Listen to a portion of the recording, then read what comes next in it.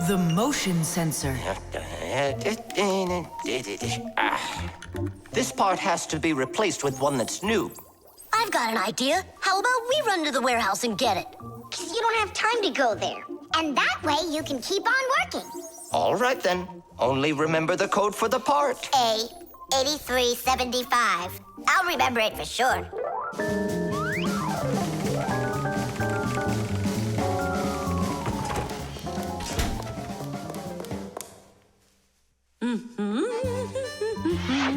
Why is Elisa always there at the wrong time? Do we have to wait till she goes away? What for? We'll sneak out behind her. Did you find the part? It's here. Are we ready? Yeah, we're ready. Let's do it.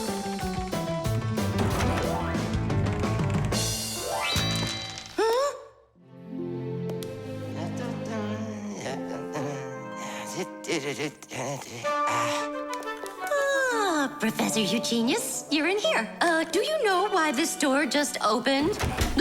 And closed by itself? Of course I know, Elisa. It's because I converted it into an automatic one. You see, I installed a motion sensor above it. A motion sensor is like an electronic eye that watches everything that moves in front of it. Did you ever wonder how doors open by themselves at places like stores or at the airport? They open with the help of motion sensors. If the sensor sees that someone walks up to the door, it sends a signal to the door's electric motor. The electric motor opens the door and then automatically closes it after the person walks through it.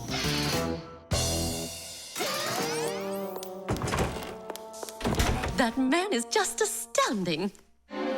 Only a bit untidy. The door is automatic now? Then why didn't it open for us on the way here? Because we're too little for that motion sensor. But the part's bigger than we are.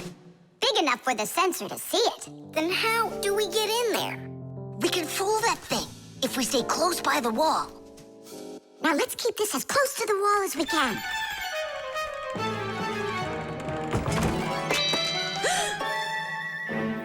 This door is a little too automatic. And these parts are here again. Didn't I put them away?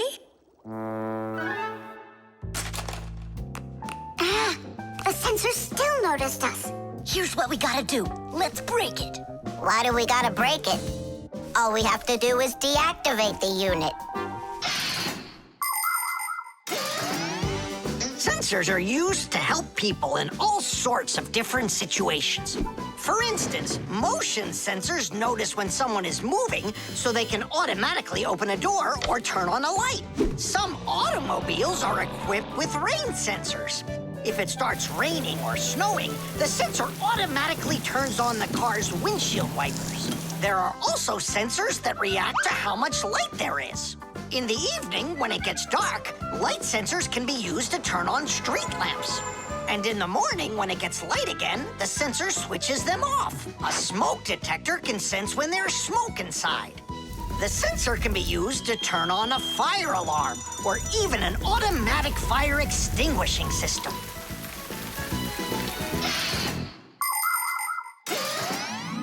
I turned it off. That should do the trick. Great job. Let's go.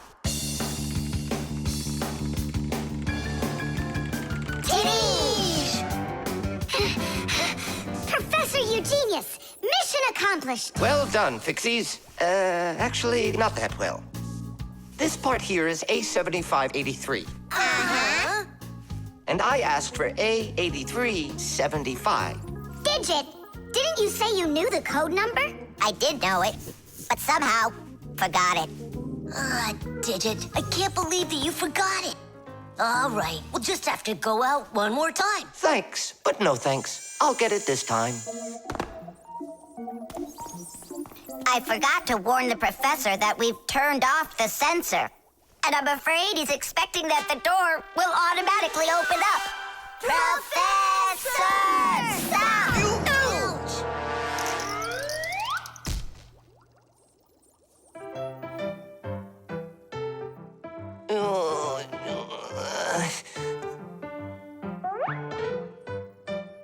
Forgive us, we didn't mean it. The chick. Ah, Professor Eugenius is making breakfast. Only the eggs will never get cooked at this temperature. What are you doing? You can't heat up these eggs to temperatures that are this hot. Why can't you? The chicks, you'll kill them. What chicks? Where? This appliance, do you even know what it is? I thought it was an egg cooker. You thought it was an egg cooker? Listen up. I do not want to see you around this thing. Not anywhere close. Got it? I won't get close to it. But Grandpa's, we don't even know what this is for. It's called an incubator. To help her chicks hatch, a mother hen sits on her eggs for a long time, keeping them warm with the heat of her body. An incubator is a device for hatching chicks that is used in place of the mother hen. It's always nice and warm inside, just like under a chicken's wing, but not too hot. An incubator can even turn the eggs so they get just the right amount of heat all over. Chicks that are hatched in an incubator are no different from the chicks that are hatched without them. Fire! What? This thunderstorm is really scary. Let's be scared together. I'm not scared at all. Me neither, I was joking. Just joking with you. What do you think? Are the chicks scared in there? Holy moly!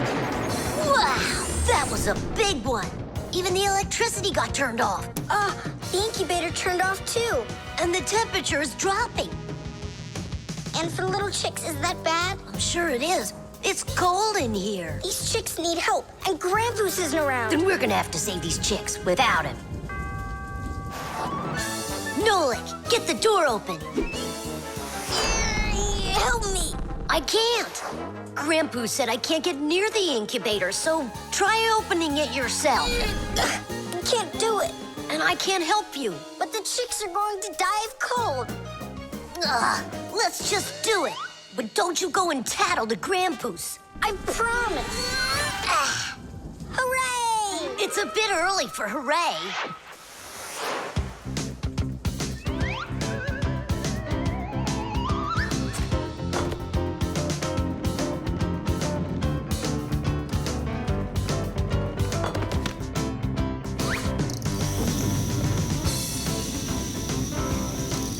Candle? Yeah, we'll warm up the chicks with the fire. Class. Time for hooray? Now, yeah. Tadoosh!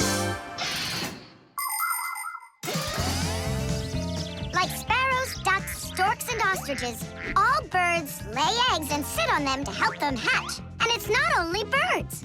Other animals like snakes, crocodiles, and even turtles have babies that they hatch from eggs. To protect their children, they try to hide their eggs, like deep in the bushes, in the cracks of rocks, or in the sand.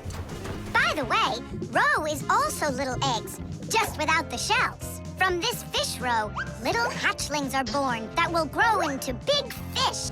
And from tiny frog roe, tadpoles hatch that will then develop into full-grown adult frogs.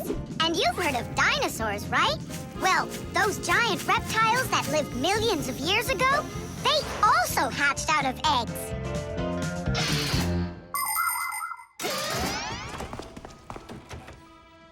What happened to the electricity in here? It's a blackout from the thunderstorm, I guess. This is just awful. My incubator. Someone lit a candle, and the temperature is normal. So who put the candle in there? Tell us right now. Nolik, don't be a tattletale. It was me. By yourself. By myself? Of course yourself. I wasn't allowed near it. Well, yeah. He wasn't allowed near it. All by yourself. Then well done. You saved the chicks. Our hero. So, Fire, follow his example. And you, Nolik, accept our heartfelt thanks. Look inside. They're starting to hatch. All right, Fire. Come take a look. Now I'm allowing you.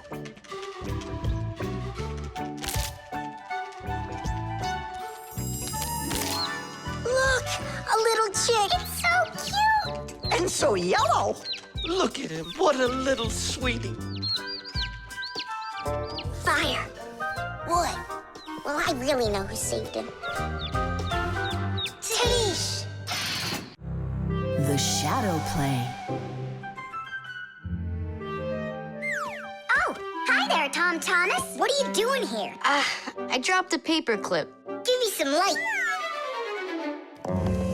Huh. What's so funny, huh? We're trying to help you out. You've got funny shadows, that's what. Hey, check this out. It's an eagle. And Simka is a goose. She looks more like a moose. I do, huh? All right, and take that. You're like real actors performing in a show. Uh-huh. Actors playing a theater, you know. And we're just under a bed. And so what? How about we make our very own theater? A theater with shadows. Class! Tom Thomas, we need a piece of paper, a huge sheet. It's really quite easy to make your own shadow theater. You can make the screen out of a white sheet or a big piece of paper. Next, make sure the room is dark and shine a desk lamp at the screen. Now, to make the shadows, just put yourself or a cardboard cutout between the lamp and the screen. Your shadow or the shadow of your puppets will come to life. But make sure that the audience sits on the other side of the screen. The play will be much more magical for them from that side. Tom Thomas, light. Oh, wow, Simka, you look totally like the real Red Riding Hood. Hello, dear granddaughter. Hello, dear grandmother. Grandmother, what very big eyes you've got. The better to see you with, my dear. Nolik, come on, we're rehearsing. The wolf's voice is funny. Grandmother, I never noticed what very big teeth you've got. They're so much better to eat you with, my dear. Yum, yum, yum, yum. Let them out, wolf. Or I'll get them out, myself. Ha ha! You'll stop me with that little stick? Hey, that's not in the fairy tale. But in the fairy tale, it's a normal hunter. And what do you think I am? Look for yourself. You're way too small to be the hunter. Fine, then go do your play without me. Well, I guess I'll have to make the hunter out of paper then. That's all. Take a break. I'm really thirsty. She was so salty, that grandma. Nolik, don't be upset. The wolf is huge and I'm so little. Then let's make you bigger. You see? Now you're bigger. Yeah, you're right. And if we go back here, then I'm even bigger. Now you know. If you go back here near the lamp, your shadow will get bigger on the screen. Class! There are just so many different kinds of theaters in the world. In the dramatic theater, the actors speak the lines of the playwright. At the opera, the actors don't speak their lines. They sing them, accompanied by an orchestra. And here at the ballet, the performers don't speak or sing their parts. Here, the story is told with dance. There are also theaters where the performers are animals. In an animal theater, you can watch performances by cats and dogs, or goats and pigeons, or even bears and seals. There are also theaters where the stories are told by puppets. To tell the truth, the puppets are brought to life with the help of people. Yes, there are so many different kinds of theater. My favorite is the shadow theater. I think it's the most beautiful and mysterious theater of them all. Hello, dear grandmother. Grandmother, what very big eyes you've got. The better to see you with, my dear. And grandmother, what great big sharp teeth you've got. Oh, the better to eat you up with, my dear. Ooh, just wait. Aha, Wolf, I've got you. The hunter looks so strong.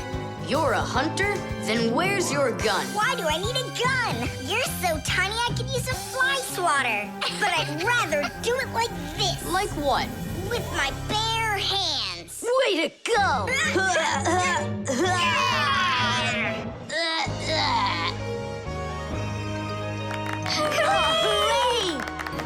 Splendid! Who was your favorite? Mine was the grandmother. Well, I think Red Riding Hood was the best. For me, the hunter. He was so mighty and so fearless. And for me, the special effects. The airbag. We're gonna be late. We'll make it.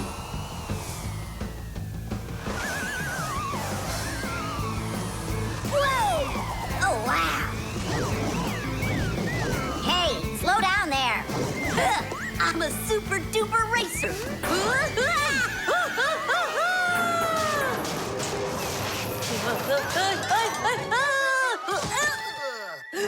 Well, Fire. Again, risking your life. And super racers like me can always count on luck. You know, Fire, counting on good luck is stupid. It would be better if you would keep your mind on safety. Actually, today, Professor Eugenius has something really special to show us. He's going to be testing an airbag. What's that? Digit, explain it. Everybody riding in a car has to wear their seatbelt, because if the car has to stop quickly, the belt will hold the person back. But there are times when even seatbelts don't give enough protection, like when a fast-moving car crashes into something. When that happens, the driver and passengers can be protected by an airbag. You can't see them when they're folded up because they're hidden, but if the car is in a crash, the airbags blow up very quickly, and the person bumps into the bag instead of banging into the steering wheel or flying through the windshield.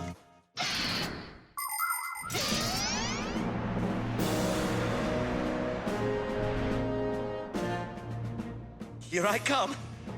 And once again, when something dangerous must be tested, Professor Eugenius tests it on himself. But Grandpoos, aren't you scared that it won't blow up with air? Don't worry about the air. A 3 and a 2 and a 1.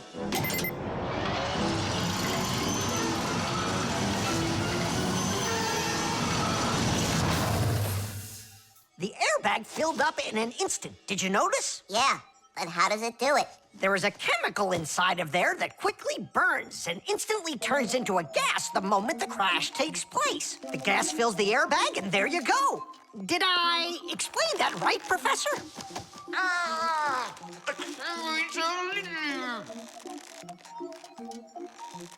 We've got to get him out. Stop! We'd better call for help.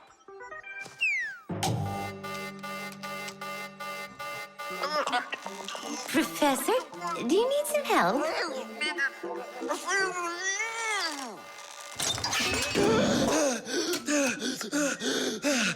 Thank you, Elisa. Sorry to take you from your work. You're free to go. Professor, how did you manage to press the button from way over there? I managed to hit it on the fly. You are just astounding. To keep small children safe while they're riding in a car, they must be buckled up with a seatbelt inside of a special booster chair. But kids also need to be careful when they're riding a bicycle, skateboarding, roller skating, or riding a scooter. First of all, it's best to keep off of roads where there's too much traffic. Second, put your protective gear on. For your arms and legs, wear elbow pads, gloves, and knee pads. For your head, wear a helmet. That way, if you fall down, you won't get badly hurt. And third, make sure that people can see you. If you're out riding in the evening, your clothes and bike must have safety reflectors on them. They let drivers see where you are by reflecting the light from their headlights back at them. Remember, better safe than sorry. Here we go. Well, I hope this time I've got it. Should we call his assistant right now, just in case? Let's just wait and see. Ready, set, go! Grandpoos, he needs to be rescued. No need. I made a change to it. Now the bag not only inflates automatically, it deflates itself as well. Splendid! As you Fixies say, Today's lesson is done. Hooray! Come on! Where's my fixie board? I've got your fixie board, Fire. Here you go. I I just went and equipped it with an airbag. Really? Ha! How come? You know I'm a super racer. See? Woohoo! And that's why I installed it. Super racers don't need airbags. We never, ever.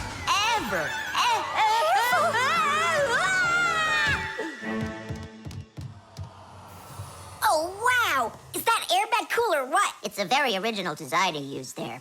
That design is my own, and Fire ran the test. Professor, will you make an airbag for each one of us? You all will get them real soon. But even so, Caution and care make accidents rare.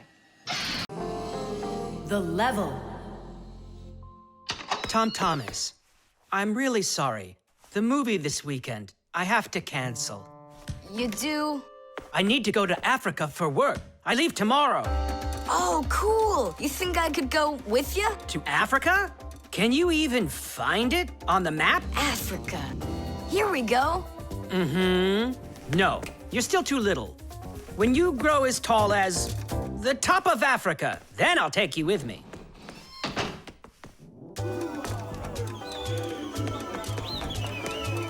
Here, there.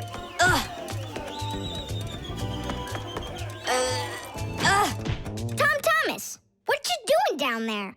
I want to know if I'm as tall as the top of Africa or not. Well, do you know your height? Okay, then let's measure you and mark how tall you are. You just need to hold the book, all right?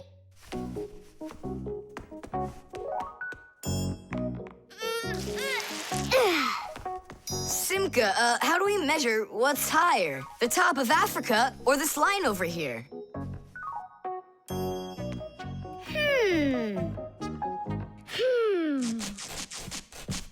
It's a tough one. We need a piece of flexible, clear tubing. Oh, I can get it for you. I know where it is. And we'll build a simple tool to find out the answer. It's called a water level. Let's do an experiment. First, we'll pour water into 2 bottles. A little bit more into one and a little less into the other. Now we'll connect them with a tube so that the water can flow between them. You see? The water flows and flows. And then it stops. It stops when there's the same amount of water inside of both bottles. And if we do this with a simple tube, it becomes a useful tool called a water level, in which the water on both sides is always the same height.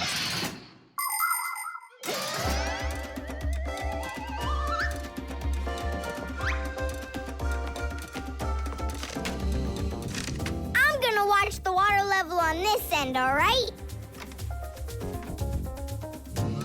Be careful how you lift it, or the water can get out. Nolik, what's going on? The water inside the tube is even with the line. There you go, Tom Thomas. Where the water is right now is how tall you are. And? Well, it looks like Tom Thomas isn't quite tall enough for Africa. What if we hold the tube a little higher? You can try if you want, but the water's gonna stay where it is. See?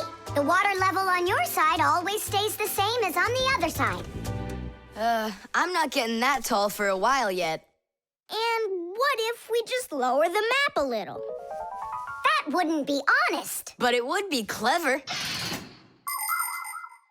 There are a lot of great proverbs, but my favorite one is measure twice, cut once. And to measure things right, you need measuring tools. The simplest one is a ruler. With its help, we can find out the length of an object. A watch can tell us how much time has passed. A speedometer shows us how fast we are moving, like in a car or on a bike. An electric meter keeps track of how much electricity we are using. A decibel meter can tell us who is screaming or stomping louder. And a beam compass is used to accurately measure the size of a coin or a hole. We couldn't get by without wonderful tools like these. If we didn't measure the things we are building carefully, everything around us would just come loose and fall apart. Uh-oh. Dad! Dad! Look, Dad. That's strange. Looks like you are a little taller. Does that mean you'll take me with you? Yeah. Are you ready? Yay! But everyone who goes to Africa has to get vaccinated. You're okay with that, aren't you? I need vaccinations to go? Are you sure? Yeah, there's one against malaria, tsetse fly, crocodile bites. Altogether, there are 10 shots. 10 shots? Yeah, 10. Oh. Dad, you know, I was joking. After you left the room, I moved the map down. Okay, I see. And I was joking about all those shots you need. What? You mean you don't need to get shots? You gotta, just not 10. So how many? 9 of them. There's no vaccination anywhere to stop a crocodile from biting you. The dog. It's about me. Fixies? It's Chusaka. It sounds like she's angry with us. I wish I knew what that mad dog was thinking about. I'm thinking about you. You better hide or people will see you. I'm leaving. See you later. It's going to rain. Chusaka, I have no time to play right now. I'm not playing. His feet are gonna get soaked. Tom Thomas, I'm off. Don't be late. Chusaka, that's enough. No, I need to go to school. He's got his math class today and he's leaving his math book. I'm trying to serve like a good dog, but no one understands me. Dogs have been serving people since ancient times, along with cows, horses, chickens, and other domestic animals. But of all of these animals, the dog was the very first. In the beginning, domesticated dogs looked like wolves. Over time, they started changing and were developed into dogs of many different breeds, from big shepherds to tiny chihuahuas. So a dog is not only a human's best friend, but his very first friend as well. What is that smell?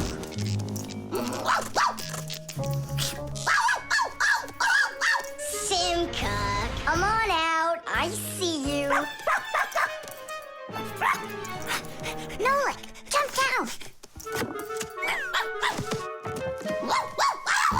Oh no, we're trapped in here. Alert, something's burning over there. Why won't they listen? I think she's going to eat us. Together with the box.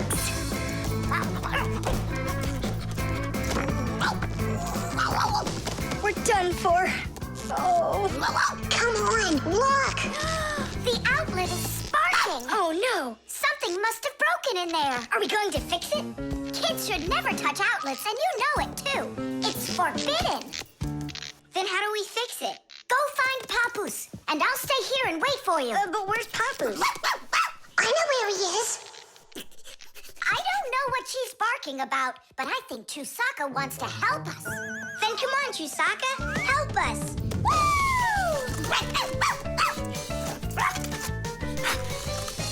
He's in there. Papoose, Papoose. Nolan, is that you? Ah! There's an outlet sparking over there, and it smells like it's burning. Are you sure? Yeah, Chusaka found it.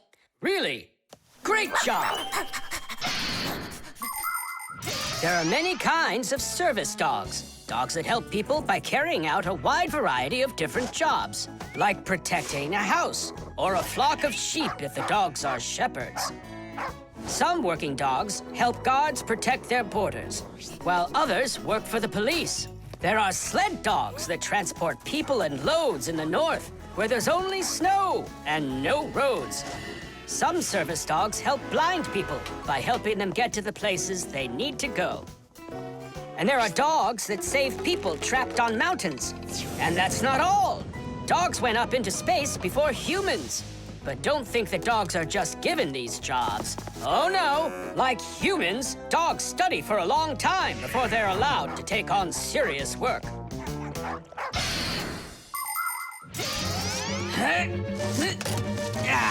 That's all. There won't be a fire, not today.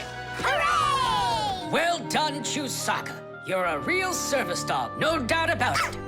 Yeah, I'm working. I'm a real service dog. Chusaka, go away. I've had enough of you already today. Don't say that, because this working dog just saved your house from burning down. What do you mean? She smelled smoke coming from the outlet. It could be that Chusaka means well and wants to do the right thing, but nobody understands her. That's a bit hard to believe. Then what's this book? Oh, my math book. That's where I left it. Remember how Chusaka wanted to make you take it to school this morning? You're right. Atta girl, Chusaka. Well done. Achoo. What a rain. My feet got wet to the bone. But this morning, Chusaka tried to get you to wear a different pair of shoes. That's something. I should listen more closely to this smart little dog of ours. Finally, they understand me. The fire extinguisher. So, who can tell me, in the home, what is the greatest danger of them all? Chusaka. Well, dogs are dangerous for us, but what is very scary for us and for humans? Fire! Huh? Where? I was just answering what you asked us. Although your joke was awful, Fire, your answer was actually correct. Nothing can be worse than getting caught inside a house on fire. Don't know much about chemistry, but I can handle circuitry. That's an interesting idea. I have to try it out. And that's why every Pack-A-Mat has a fire extinguisher inside of it. And how do you turn them on? Well, I'll show you at the end of the lesson. Nolik, listen, yell fire. How come? I just want to find out how the professor turns on a fire extinguisher. Forget it, Fire. I won't do it for you. Fire! Huh? You again. I was joking. It's a stupid kind of joke, and I want you to leave right now. Actually, I should call your parents to discuss this terrible behavior. Fire is no joke at all. Remember, never fool with fire. Of course, you should never play with matches or with lighters. Everybody knows that. But those aren't the only things that can cause a fire inside of a house.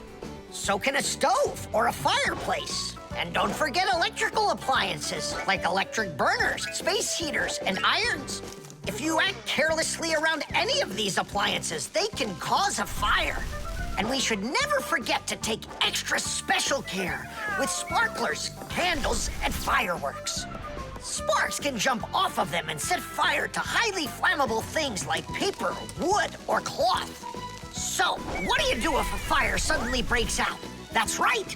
You call the fire department by dialing the number for all emergencies, 911.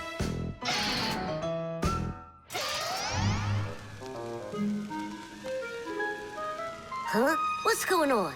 No way. No way! Fire? It's burning for real! Fire! What do I do? Oh, yeah! I need a fire extinguisher!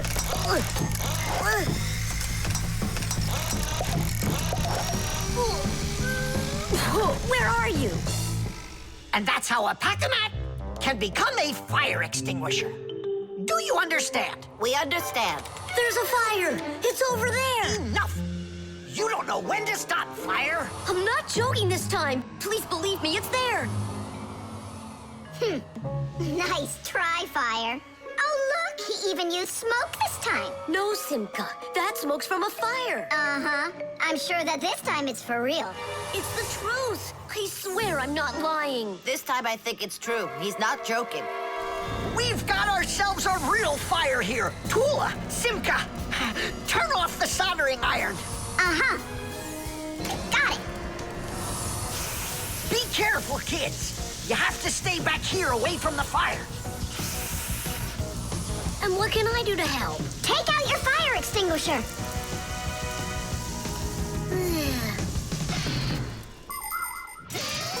Long ago, people used to put out fires with just water or sand. Today, people also use fire extinguishers. Fire extinguishers are cylinders with hoses. They're usually painted red, so they're easy to see. The cylinder is filled up with a special powder or foam. If someone needs to put out a fire, they point the hose at the fire, pull out the safety pin, and squeeze the handle. The foam or powder shoots out of the extinguisher and puts out the fire. Our fire extinguishers are just too small for this fire. We have to find Professor Eugenius to put it out. I already did. All right, where's the fire? Ah! Ooh! Hooray! We put out the fire! You Fixies are just the greatest. Thank you. You saved the whole laboratory. Not at all, colleague. If not for you Fixies, I can't even fathom how this could have ended. And what I'm wondering is how the fire got started at all. Fire? I had nothing to do with that. Yeah, sure. Then who was yelling, fire, fire? You know what? Maybe it was you that set the fire. Well, if that's what happened, don't even think about coming back to school without your parents. Colleague, wait. It's all my fault. I didn't turn off the soldering iron. Forgive me. Now we know whose parents the school should be calling. The Barcode. And so, what do we do if we happen to see humans? Hide from them, right? And what if you've got nowhere to hide? Then we turn ourselves into screws. That's correct. Where could it be? Where on earth could I have put it? Oh, I'm such a scatterbrain. Ah, it's Professor Eugenius. There's no need to hide from him. He's our friend. Where has it gone? Did you lose something again, Professor? Yeah, how did you guess? It's just awful. Yesterday I started testing a new iron, and today, it's totally disappeared into thin air. Where could you have put that thing? I've got it down to 2 places. It could be in the warehouse or not in the warehouse. Yeah, that information will help us find it. Or not help us find it. Class, follow me to the warehouse.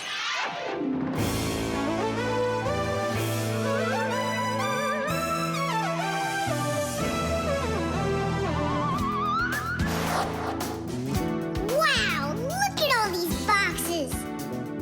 If we have to look inside each one of them, it'll take us 2 days. Maybe we'll get lucky. Let's look in this one. No, inside there is a fan. A fan? Wow, it's a fan. And what's inside this one? A mixer. Yeah, amazing. And what's in this box? An electric kettle. Made in Germany, by the way. He's right. There is a kettle in there. Professor, is this some trick? I don't get it. Grandpus, how do you do it? It's gotta be magic. What else? Here's how I think he's doing it. I think the professor has glasses made to see through the boxes. Of course not. I only know how to read the barcode that you can see on each of those boxes. Oh, that. Exactly.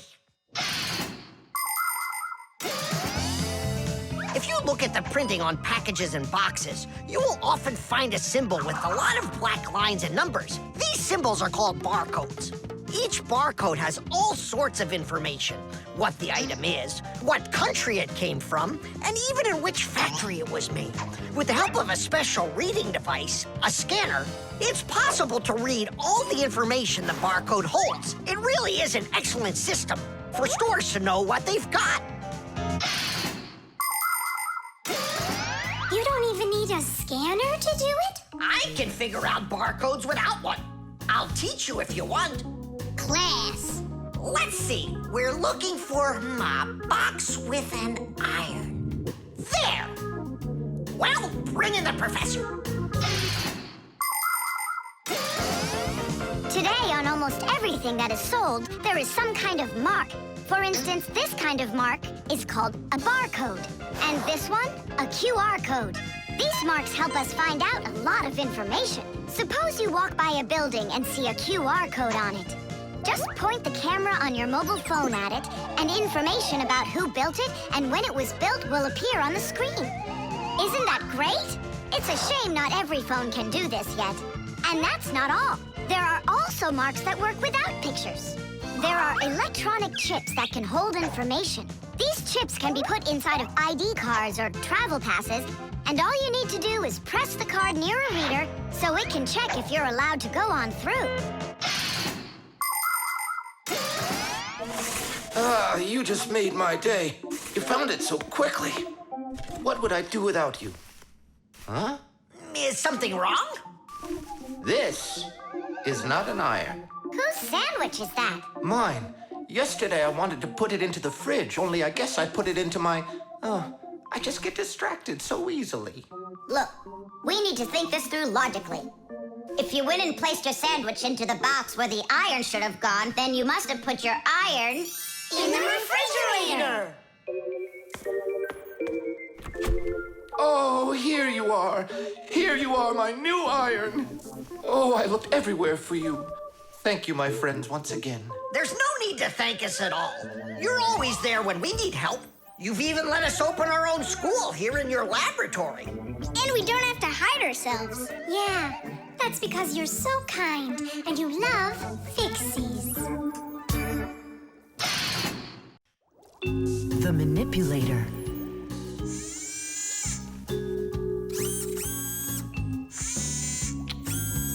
Well, what do you say, Professor? It couldn't be any more accurate. Our manipulator works just perfectly. Good! So that means that we're free to go. Great. See you later. All right, finally. Now it's our turn to experiment with that manipulator. And do you know how to operate this manipulator? Why do you think we were spying? A manipulator is a kind of mechanical arm that people use for difficult or dangerous work. To control a manipulator, humans use a remote control or a joystick. The operator gives the command, and the mechanical arm grabs and moves the load. Some robotic manipulators don't even need to be steered by an operator. They're controlled by computers and can work without people being there at all, even on the moon.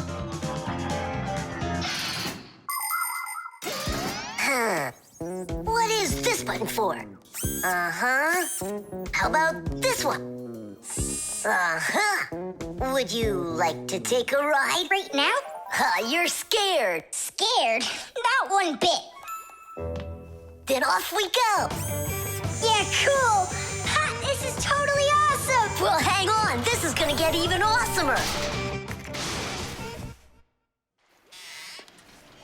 Professor?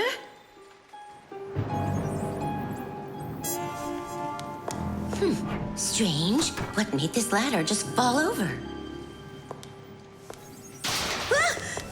Am I crazy? Or is someone here? Oh, calm down. Calm down now. Poor Elisa. Yeah, you're completely overworked. Whoa! Ah! Who's here? Achoo! Hang in there, Nolik. I'll get you out of there.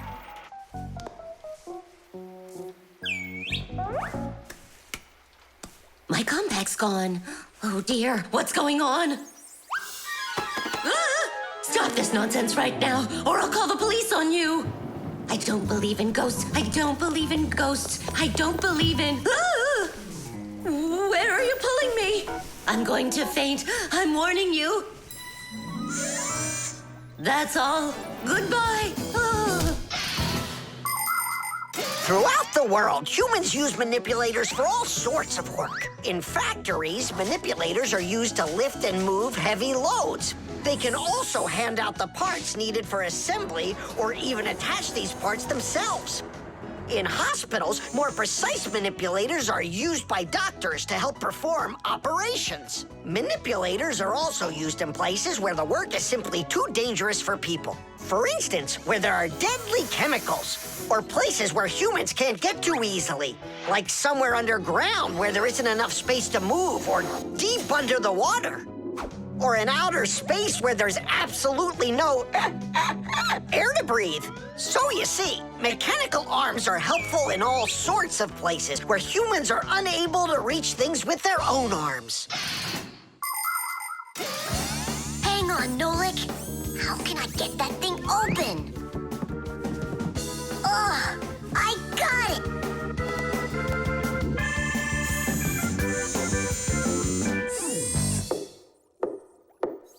Yes? Who's there? Ah! What's going on? Achoo! Nolik? What are you doing in there? Achoo! We just took a little test flight. Is this yours?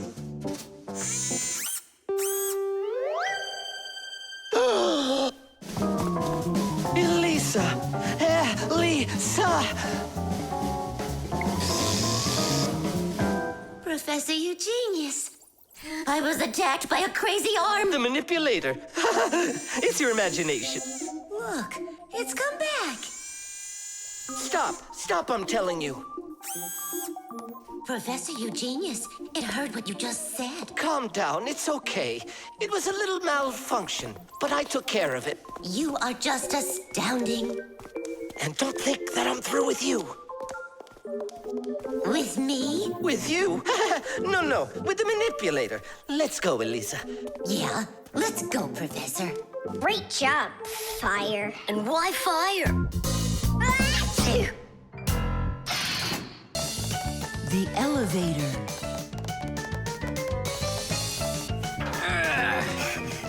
Papu's Marcia, we gotta hurry. How come? Tom Thomas is going to see the circus. And what? We want to go with him, can we? The answer's no. Just you kids without supervision. Who said no supervision? His parents are taking him there. We'll be careful, don't worry. They won't even notice us. Well, if Tom Thomas's parents will be there. Hooray! We can go! Wait a second. I didn't even say yes yet. Yeah.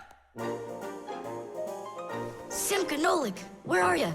We gotta hurry up. Tom Thomas, it's time to go. I'll be right there. We're ready. Climb into my hood. Ha! I know who's going to the circus today. Whoa! Huh? What just happened? I think that the elevator broke down. Don't you worry. Emergency operator. We got stuck in the elevator. Understood. Please wait. We'll have the elevator fixed within the hour. That long? That means we won't get to the circus on time. Tom Thomas, we'll go get Pampus and Marcia. I'm sure they can fix it. People need elevators to help them get to the upper floors of tall buildings. When someone steps into an elevator and presses a button, the elevator's electrical engine starts up. It pulls the cable that is attached to the elevator cabin, and the elevator goes to the desired floor. The cable hangs over a wheel, and it usually has a heavy counterbalancing weight attached to the other end of it. This counterweight balances the elevator and helps the electric motor do its job.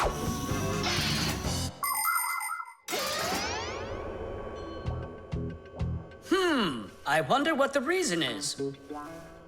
I think I see something over there that got stuck. Looks like you found the reason. We gotta go and fix it now, or we'll never get to the circus on time. You know, we can just have it right here.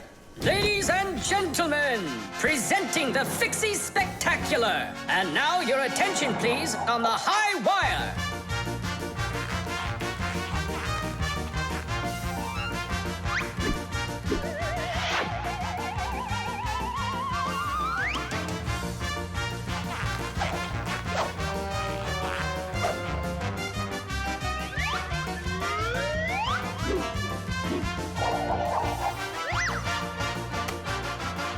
Whoa! Just don't look down! Then I'll close my eyes and I won't look anywhere at all. Ow! And now we bring you our very own aerial gymnasts.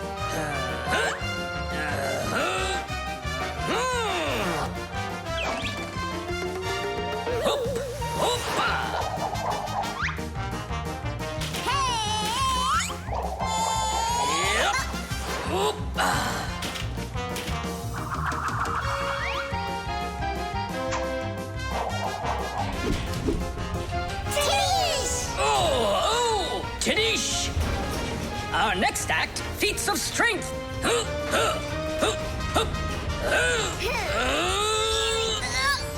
won't come out. I know how to fix it. With a death-defying circus act. Point your eyes up. Marcia, where are you going? Up to the electric motor! Do you know the right way to behave yourself inside of an elevator?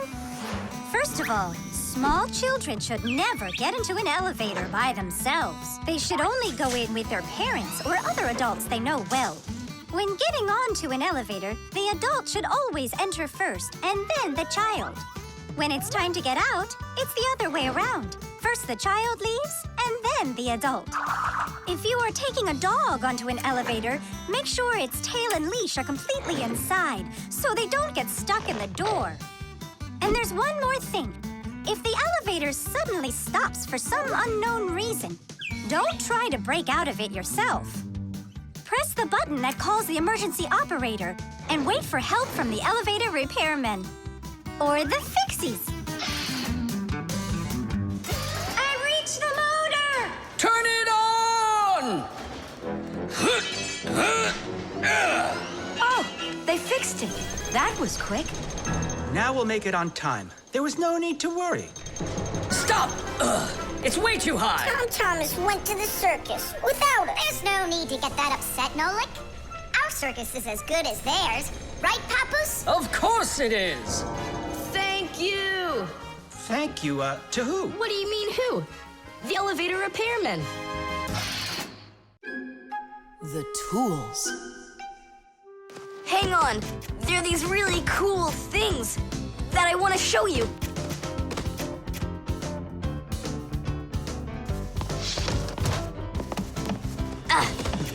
Whoa! Whoa, look how many things you got all at once. Your dad's gonna be so angry when he sees what you did with all of his tools. I'm gonna put them all right back where they were. And where were they? Open the box and you'll see. It's neat. There's a special place in there for each one of the tools. Try hammering in a nail or drilling a hole with your bare hands. There's no way. But with the help of the proper tools, it's a piece of cake. But of course, that's only if you know how to use them. Tools need proper care. If the head of a hammer is loose or a drill is dull, then you shouldn't work with them. It's dangerous. And when you're done working, put the tools back in their places, or you'll be tearing your house apart trying to find them the next time you need them. Huh. The pincers go here, and the wrench goes over there. This drill bit's too long for this spot. Let's see if it fits in this one. Huh. Any idea what this tool is for? For splitting wood or carving stone, that chisel's what you want to own. Wow, Simka, you're a real poet. Now try to answer this little poem. When you have a thing to measure, this round tool is quite a treasure. This tool, right? I know what it's called. It's a measuring tape. Let me measure you, Nolik. Wow, you've grown. You've almost reached 1 centimeter. Class! I also have a rhyming riddle for you. What bangs a nail into the wall to make sure pictures never fall? A hammer! I was first, and the hammer goes right here. And now I have one for you to guess. If you need to screw in screws, here's the tool that you should use. A screwdriver! I was first, again. You got it right. All right, Tom Thomas, we better hurry. We still have a lot of tools here to get sorted out. Humans, just like Fixies, use hundreds of different tools to do their work. Picking the right one depends on the task at hand. For instance, if you need to hammer in a nail, use a hammer. But you don't use a hammer for a screw. For that, there's a special tool called a screwdriver. A wrench is the tool for tightening nuts and bolts. A vise is used to hold a part in place, and a drill to drill a hole. If you need to cut a piece of wood, you should choose a saw. You could use a handsaw, for example, or a hacksaw. Different kinds of pliers can be used for snipping, gripping, or bending. If you need to smooth something down, you use a file. If you learn how to work with tools properly, you can build just about anything. Looks like we did it, just in time. Oh, and how about this? Do you know what kind of tool that is? I don't know. There's no place for it in here. Just throw it out. Come on, and what if my parents use it? Looks like we did something wrong here. My dad came home. Tom Thomas! I'm in here. Hi there. Reading. Way to go, son. Huh? Oh! I don't get it. Where is it? What? I put a piece of metal under the table leg so it wouldn't shake, but it disappeared. So that's where the tools place is. Did you take it? What? I didn't. It must be somewhere under the table. And you look under the sofa. All right.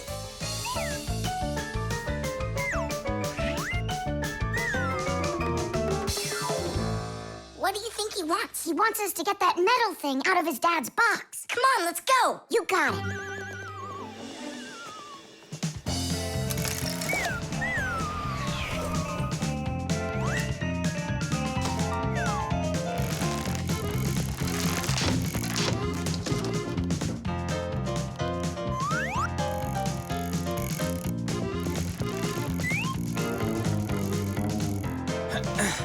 Any luck? Uh-uh. Me neither.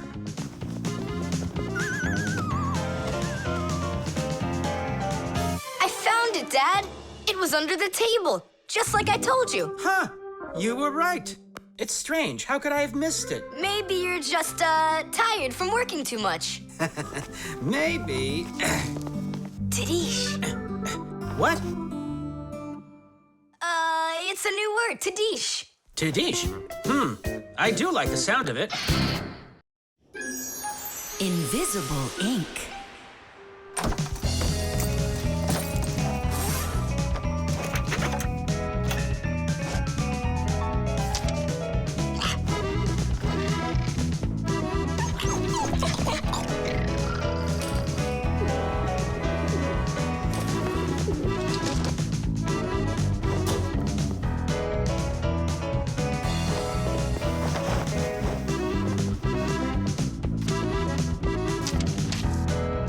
To Tom Thomas. What is it? A note? Who's it from? It's from no one. Ah, is this no one a girl? Hey, tell us, what did she write to you? I don't know. Well, then let's take a look at it. No way. It's a secret. Even from your friends? Mm-hmm. Come on, we're not just your friends. We're secret friends. And you won't tell anyone? Nobody. We promise. Are you gonna open that thing or not? Huh, there's nothing there. Is this a joke or something? Maybe she didn't feel like writing you anything. Then why would she put a note in there? Wait a second. And what if she wrote that letter with a special kind of invisible ink? Wow, I've never heard of it. If you want to keep what's written in a letter secret, you can write it with a special liquid called invisible ink or security ink. You can make invisible ink yourself by mixing lemon juice, milk, or baking soda with water. Then just dip a stick or a brush in it and write on a plain piece of paper, like this. You can't see anything, right? To make the invisible ink visible again, the paper needs to be warmed up with something like an iron. But that's a secret. Well, Simka, you might be right. Only what about the iron? I can't use it. But your mom can, and right now she's doing the ironing. Yeah? Well, that changes everything. Hold on! If that really is a secret letter, then no one should be allowed to see it. Even your mother. What can I do then? Ah, I know what.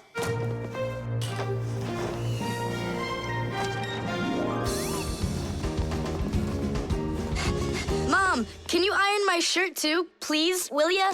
What's wrong with it? There's nothing wrong, it's just that the pocket's wrinkled. Ah, sure, I'll do it. Since when did you start worrying about things like this? All done. Thanks, Mom. That should do it. What? What is it? Huh? Tom Thomas, I really like you. Katya. Katya's in love with you, isn't she? And what about you? Do you like her? I don't know. she does get straight A's. You like her. You and Katya kissing in a tree. No, stop your teasing. Well, are you gonna write her back? You think I should? Of course, silly. I'm scared that someone will see it. Then why don't you write it with invisible ink like she did? Yeah, go get a lemon. Nowadays, it isn't very common for people to write letters by hand and send them by regular mail. Today, people mostly send letters through the internet. But even electronic letters should be written with some of the same simple rules of politeness used in handwritten letters. For instance, you need to write a greeting at the beginning of your letter, and a few kind words at the end are always appreciated. Something like hugs and kisses, or all the best, or see you soon. And before you send off your letter, it's best to read it through to check for any mistakes. And one more thing. If you receive a message from someone, don't take too long to answer them, because they might think that you'd forgotten about them, and that can hurt their feelings. To say it simply, when you write, be polite.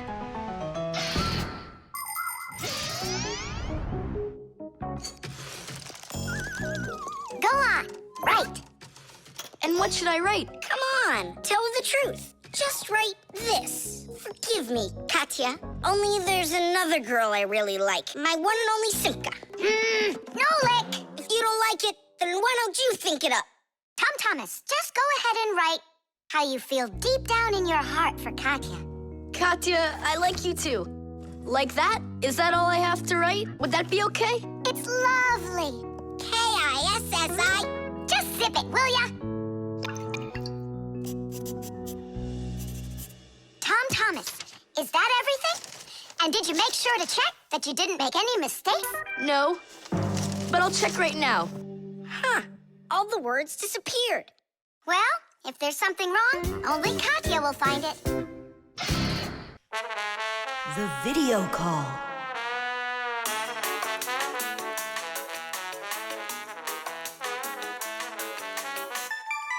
Turn on the camera right away. It's me, Simka.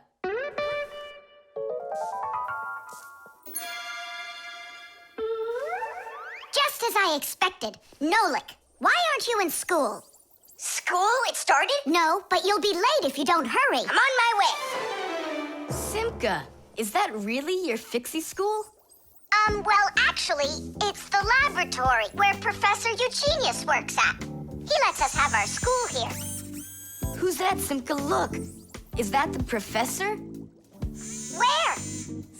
Oh, come on, Tom Thomas. That's the manipulator. Who? Not who, what? It's a mechanical arm. For real? Oh, please show me some of the other things you've got. But how can I show you? Come on, with the camera. Computers and tablets are able to connect with one another through the internet. That's why you can talk to another person on your computer like you're talking on the phone. And if the computer has a video camera, then it's possible to send not only sound through the internet, but video as well. That's why it's called a video call. With video calls, it's possible to talk to your friends, to see them, and to show them all the things you can see yourself. All right, take a look. Over here we have chemistry equipment. And over here, hey, Tom Thomas, it's good to see you. Wow, you flew there so fast. Nola, get out of the way. You're blocking the view of the lab. I am not blocking the view. Stop it. Go away. You, go away. Tom Thomas, what are you watching? Is it time to turn into screws? Too late. He already spotted us. It's just a cartoon about these funny little guys. Can I watch with you? Nah, it's boring, Dad, and I've already seen it. Next, that blue guy, he starts jumping. Watch. Now what? I say run. Start jumping. Make it cartoony. Now that redheaded character will sing. Watch. La la la la la la la la la. Then she starts dancing. La la la la la la la la la. These guys really are funny. and hear the super fast moves. That was funny. I gotta get going. That's all. You can rest. My dad went out. I'll get you, Tom Thomas. What are you doing over there, huh? Watching a movie. But why on my computer? Sorry, Professor. Yeah, will you forgive us?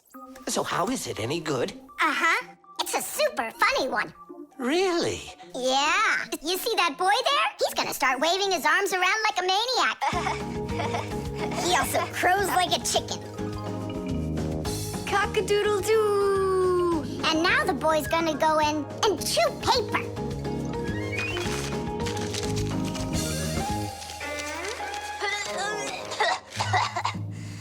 I can't do this all at once. A movie. That's what we're watching here, right?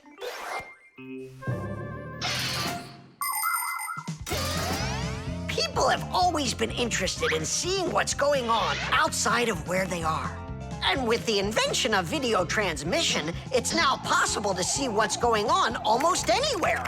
Now, without leaving your home, you can see what's happening on another street or even in some far corner of the world. With the help of video calls, doctors can help their colleagues perform complicated surgeries.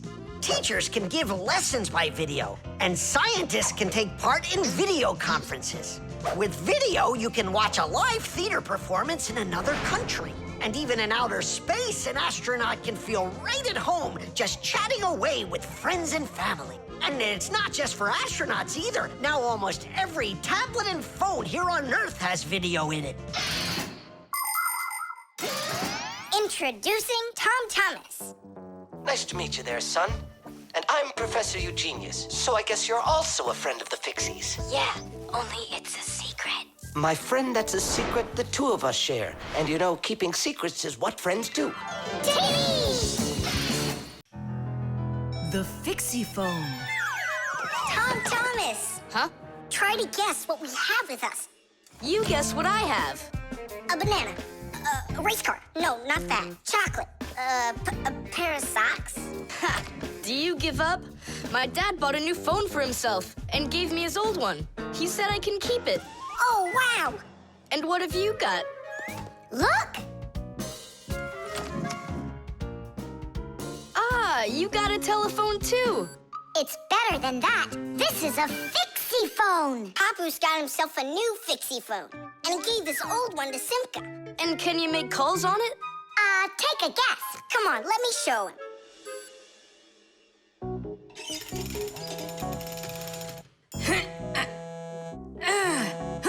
Hi there, Papoose. Hi, Nolik. Why are you calling? Just to say hi. Nolik, don't just call me if you know I'm working. All right. See that? So what? I can make calls on my phone. Calls to humans, that is. But to Fixies, you can't.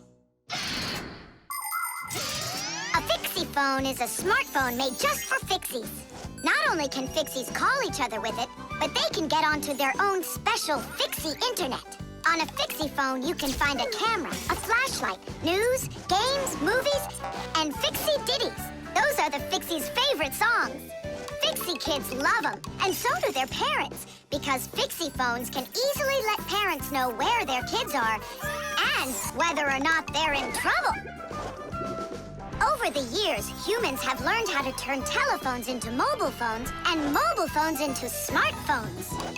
They use them to call each other and to go onto their internet. A smartphone is almost as powerful as a computer, but they still have a long way to go to be as good as Fixie phones. Yeah, that's really cool, guys. Only this phone does the same. But can your phone do this? Take a look over here.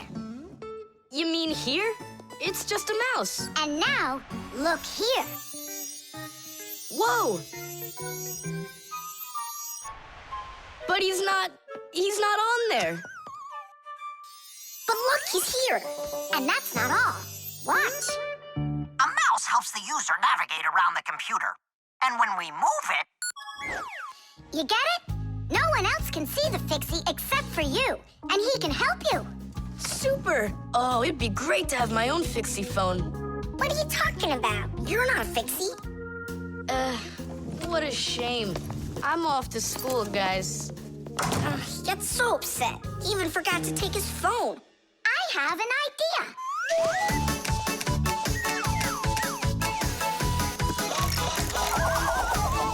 My smartphone's my best friend. I love to hear it beeping, so I keep it by my side even when I'm sleeping. Bing bong all day long, bing bong all day long, bing bong all day long, even when I'm sleeping. With my phone I play alone. I don't need my brother. Soon they'll make a brand new app to replace my mother. Bing bong all day long, bing bong all day long, bing bong all day long, to replace my mother. Check my mail, send a text 1,000,000 times an hour. I forgot to plug it in, now I'm out of power. Bing bong all day long, bing bong all day long, bing bong all day long, now I'm out of power. Bing bong all day long, bing bong all day long, bing bong all day long, now I'm out of power.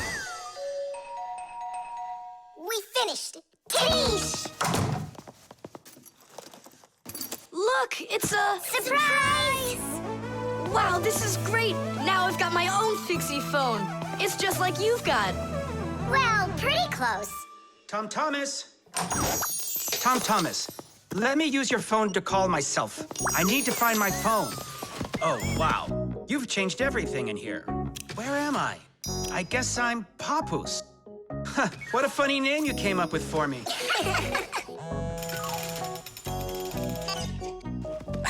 Nolik, just stop. I don't have time for your fooling around. What? Who is that? That's, not Nolik. Who is this? Do you know who I just called? Does anyone know who this phone belongs to out here? Oh, your mother found it.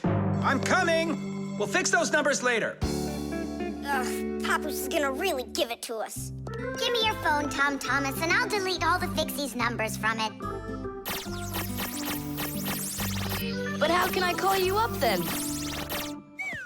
Why would you have to call us? We're always close by.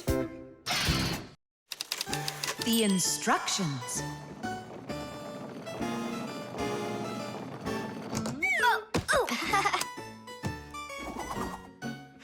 It doesn't work. Try putting it in the other way. Did you read the instructions? Why would I? Instructions are for dummies. Yeah, instructions are for dummies. All right. Oh, what's going on? Whoa! My battery! Instructions teach us how to do things right. Instructions for a piece of furniture explain how to put it together. With the instructions for a television, we can adjust the picture and sound the way we like them. Printed on a box of oatmeal are the instructions for how to cook it. The instructions for medicines tell us what the medicine is for and how to safely use it. So always read the instructions if you want to do things right and avoid a lot of problems. I found it. Here it is. Here you go, Tom Thomas. Whoa. We got you a new chair, but it has to be assembled, and I'm afraid it'll be a little bit difficult for you. No, it won't. Don't worry, Dad. I'll do it. Finish before dinner, and we'll get ice cream tonight. A creamsicle. 2, okay? First, assemble the chair. Tom Thomas, can I help you put the chair together? Come on. Hey, first you two need to read the instructions. Simka, stop being such a bore. What, like I haven't seen a chair? Or like I haven't seen a chair?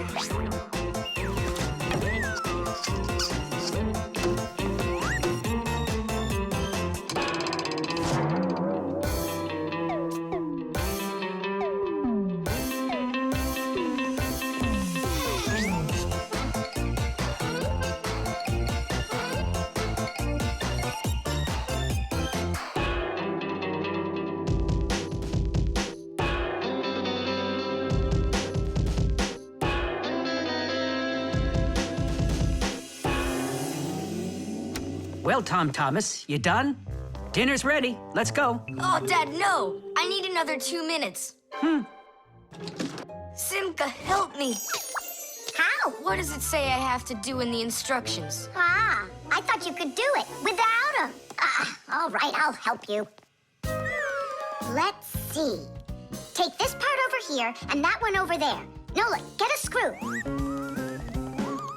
No, the longer one. It's over there. The very first stools and benches appear as far back as ancient Egypt. The pharaoh's stool was special because it had a back. It is thought that the pharaoh's stool was actually the first chair. For a long time, a chair was considered a luxury. Rich noblemen would bring their own chairs to parties. And the more important the man, the higher the back of his chair. It wasn't until the 19th century that chairs became part of every house. Today, there are just so many different kinds of chairs. There are wooden chairs, plastic chairs, metal chairs, chairs with legs, chairs with wheels, folding chairs, baby chairs, just all sorts of chairs. Well, how could people sit down at the table with no chairs? Ooh, I think we'll make it. Screw it in, quickly. Nolik, we need one more screw. But there aren't any. There is, you gotta find it. I already looked everywhere. Tom Thomas, time's up. Nolik, you have to help. How? Just for a minute, that's all.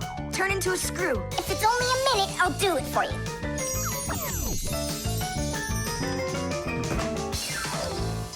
I'm done. You built it. Huh. Great job, son. Mom, see how I won the bet. Can you believe it? He put the chair together. You're so brilliant. Go on, have a seat. Oh! Huh? Whew. Now I see. You missed a screw.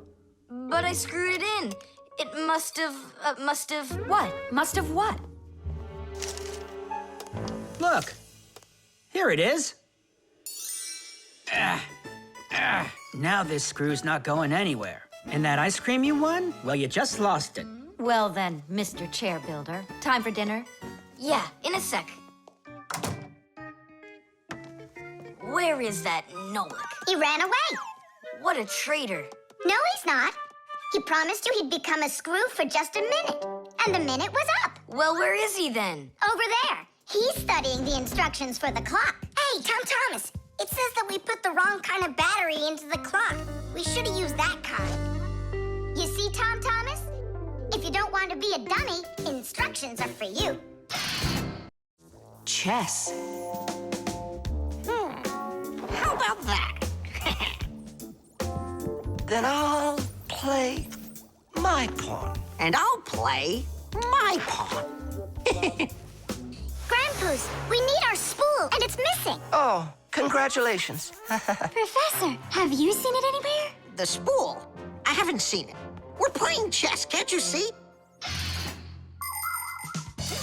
Do you like board games? Like dominoes, for instance. Just about everybody has played it. But do you know where it came from? Dominoes was invented by the ancient Chinese. They made tiles and decorated them with dots like on a pair of dice. And this is a game that looks a lot like checkers, but it's a lot more challenging. It's called backgammon. Backgammon originated in Persia, and from there it spread all over the world. But the most challenging game of them all is the game of chess. Chess was invented in India, and today the game of chess is loved in every country. It's played by adults, by children, and even by computers. Chess is a real sport. But the most important thing for playing chess is not the power in your arms, but the power in your brain. Hey, look, I found it! Yeah! Hey, what's going on? That's our spool. Please let us take it back. There's something we have to do with it. But we're using it. Can't you wait? It's a replacement for the missing pawn. Oh, Nola can work for a while as the pawn's replacement. Yeah! I can do it. All right, you can take it. And you stand right over here. 1, 2, 3, up we go! Class. So how do we play? You're going to play for the whites. And now I'm going to capture your knight. And we're gonna knock over yours. Take that. Whoa, young man. Slow down. It goes back here.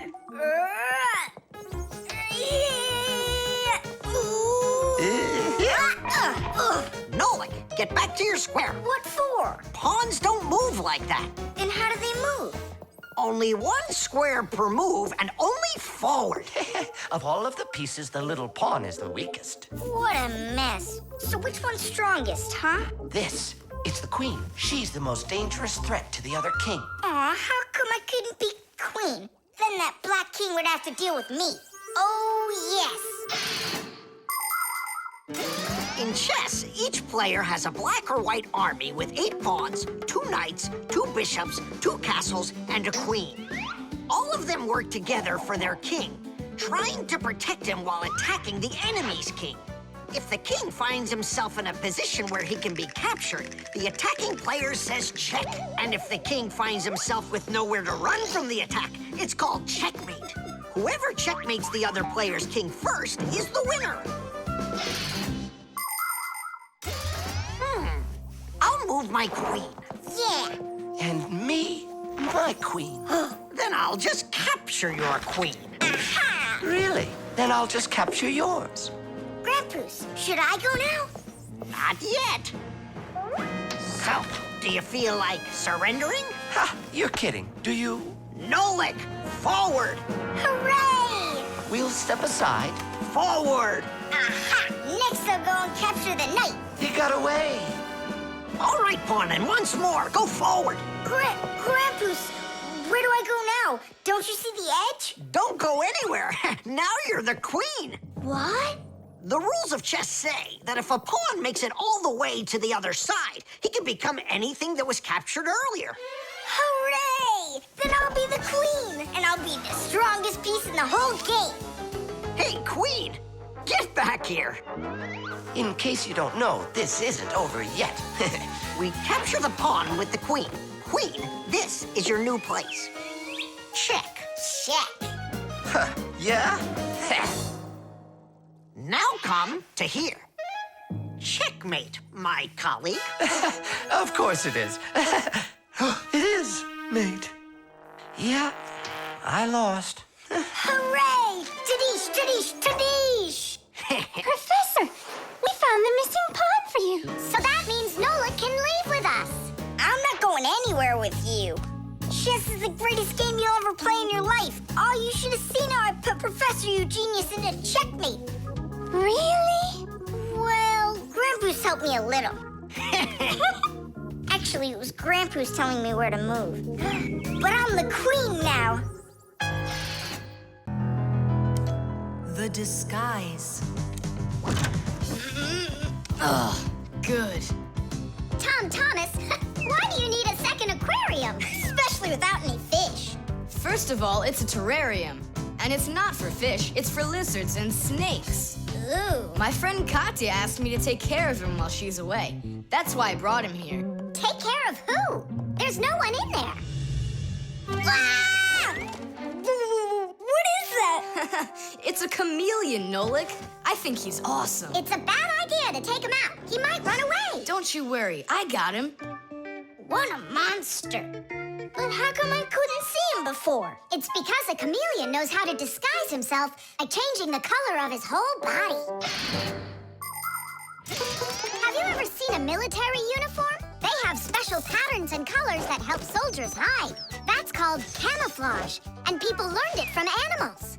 For instance, a caterpillar can look like a twig, and a seahorse can look like a piece of coral. An ordinary gray rabbit becomes white in the winter, so a wolf will have trouble finding it in the snow. But the champion of camouflage is the chameleon. This master of disguise can change its color in just a matter of seconds. Hey, Tom Thomas, where'd your chameleon go? Oh, it disappeared. It didn't disappear, it camouflaged. He won't hide for long. Let's find him.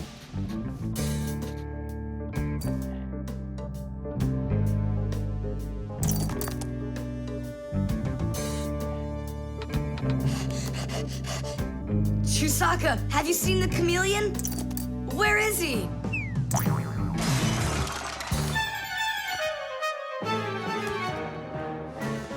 Do you see him?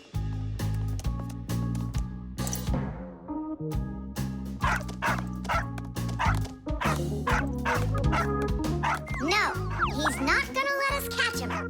We're gonna have to trick him into coming to us. Uh-huh. We can set a trap with something that he likes. What do they like, I wonder?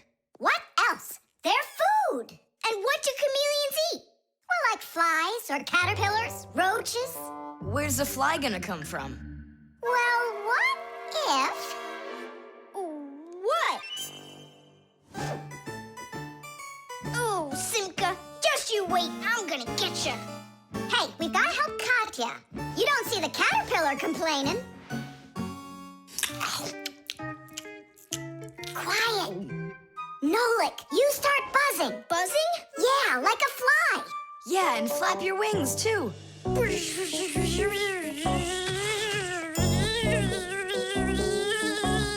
Simka, how long do I gotta keep doing this? Until the chameleon shows himself. Just keep buzzing.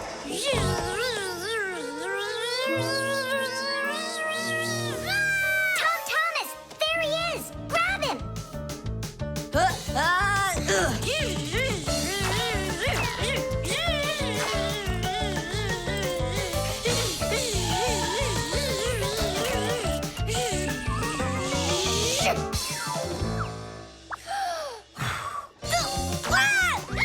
Let go of my brother.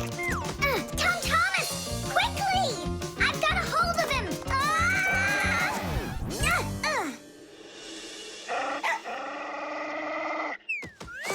Yep, I gotcha.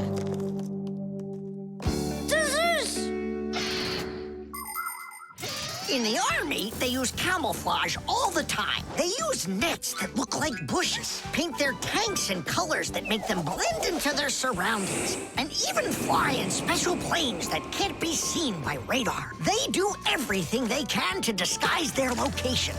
But it's not just the army that uses disguises. Photographers camouflage themselves to take pictures of wild animals.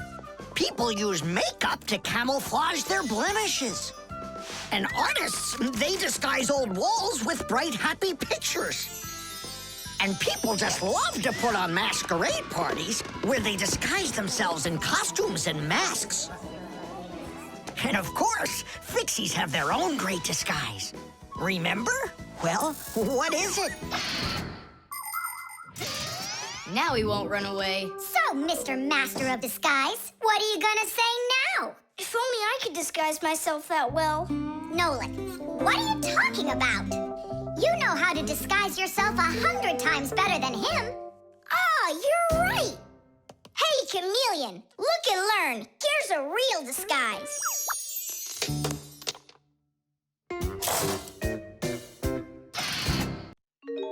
The globe.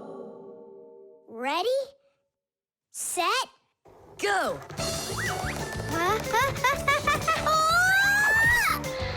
Yay! Again, I couldn't do it. I told you. There's just no way to hold on when the globe is turning that fast. But I know I can do it. Give me that piece of rope there, would you? Now you can't throw me off. Spin it. Go on. Whoa!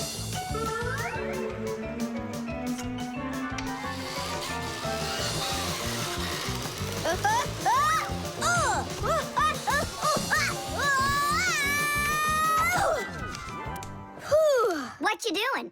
Trying to learn a bit about the Earth's gravity? That's a globe, not the Earth. Well, a globe's a model of the Earth, isn't it? Hey, come on, Simka. The globe looks like a ball, but the Earth is flat. We walk on it. The Earth also looks like a ball. It's just a very, very big one. It's not true. If the Earth is really round like you say, then it would throw people right off of it, like the globe does to me. No, it's just that the Earth pulls everyone towards it. Are you sure? The planet that we live on, the Earth, is a huge sphere. The Earth revolves around the sun, and the moon revolves around the Earth. Do you know why they don't fly away from each other? It's because of a force called gravity that pulls all objects towards each other. The heavier the object, the stronger its pull. That's why people, rocks, air, and water get pulled towards the Earth instead of floating up into space. Thanks to gravity, we are able to walk on the Earth. on me like the Earth does. Because this globe is very light. Compared to the Earth, this globe is like millions of billions of times lighter. Compared to the Earth, we're specks of dust. He's right. Look, a speck of dust. It sticks to the globe like we stick to the Earth. Oh, come on. It's just because no one's turning it. But the Earth's spinning and we stick to it. What? I just don't believe you. There's just no way the Earth is spinning. You've really got no idea how the days all turn into the nights, do you? Do too. It's because the sun goes up and then sets.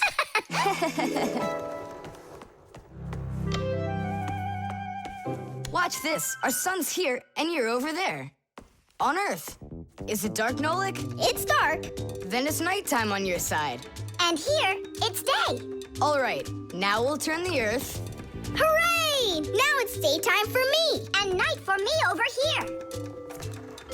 Ah, my side got dark again. And for me, it's a new day. All right, fine. You guys were right. I believe you. The Earth is spinning. The Earth goes round and round like a tilted spinning top. And as it spins, the sun shines its light on whichever half of the Earth is facing it. And as the Earth makes one full turn, we watch how the night becomes day and the day becomes night again. It takes 24 hours for the Earth to make one full turn. But that's not all. The Earth is also traveling in space around the sun. It takes the Earth 1 year to make a full circle. As it goes along its way, the top and bottom of the Earth take turns being closer to the sun. That's because the Earth is tilted. When the top half is closer to the sun, it's summer there, while at the very same time on the bottom half, it is winter. And when it is winter on the top half, it is summer on the bottom.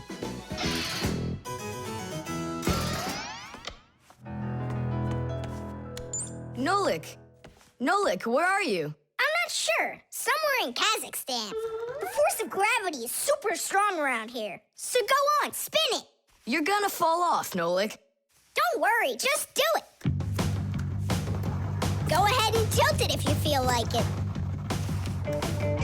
Told ya! Ha! And you were sure I was gonna fall off this globe. That's strange. Nolik, come on over here. What for? You'll see in a second. I don't want to. You really don't want or you can't. Tom Thomas, take a look. I get it. He stuck himself to the globe, didn't he? Yeah, with the chewing gum. Isn't it time to go? Uh-huh. And me! What about me? Hey! You gotta help me! Don't leave me! Should we help him?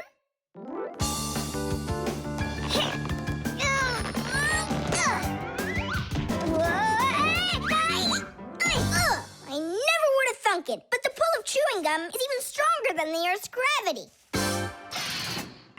Tubes. Today's lesson will be on pipes and tubing. Right here inside of this laboratory, you can see them all over.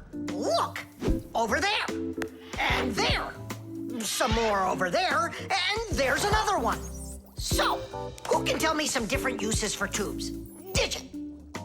They're used in plumbing to carry the water. Nolik, in school we don't give an answer without being called on. Digit. You can... And for carrying waste. I am talking to Digit now. Gas goes through pipes too. Stop interrupting us. And don't forget about smoke in a smokestack. Nolik, that's just rude behavior. Out right now.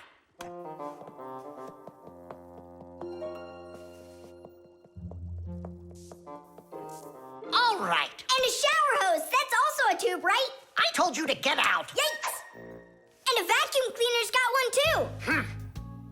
And those spyglasses that pirates use when they're sailing. Hey, what do you say we all go and sneak out of here? Great idea. Let him call out to himself. Shh. And a trumpet's a tube that you blow through.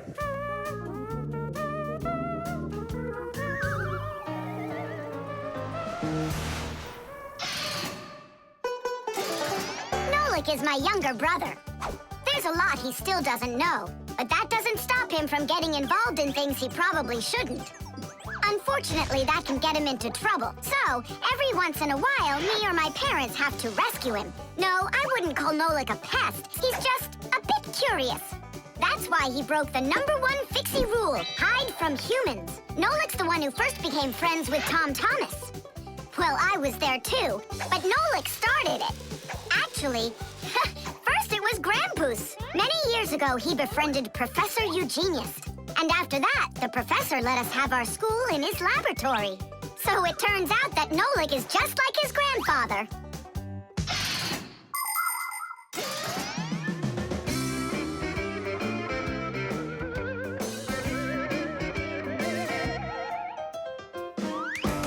Digit, go on then. Tubes are, Wow! Just look at all the tubes in here. There's rubber ones and glass ones that are curvy. Oh yeah! Pens! Parts of them are tubes too.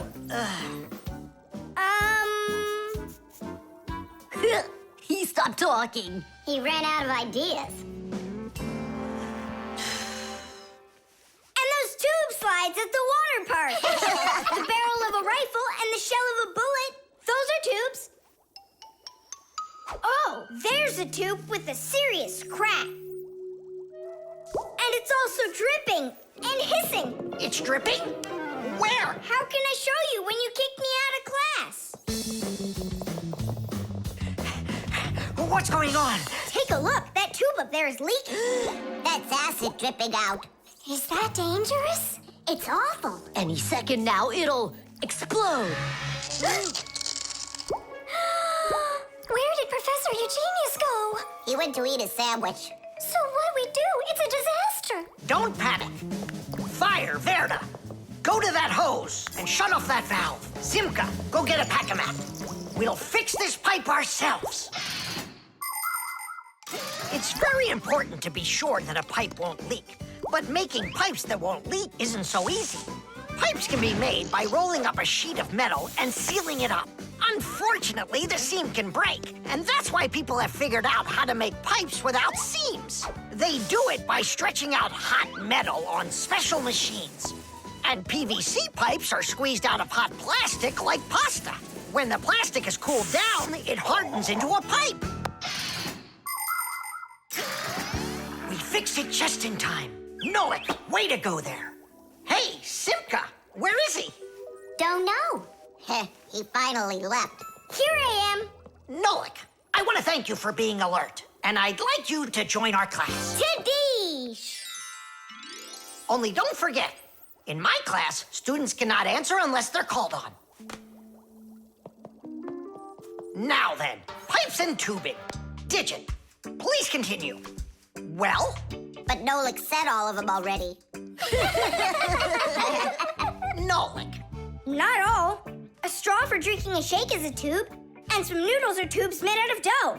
And what's it called? That thing. A hole in a mountain. Wait a second, I'll get it. A volcano. That's not it. They go this way. I mean the kind that go like that. Heh, they're tunnels. You got it. Well done there. Yeah. The catapult.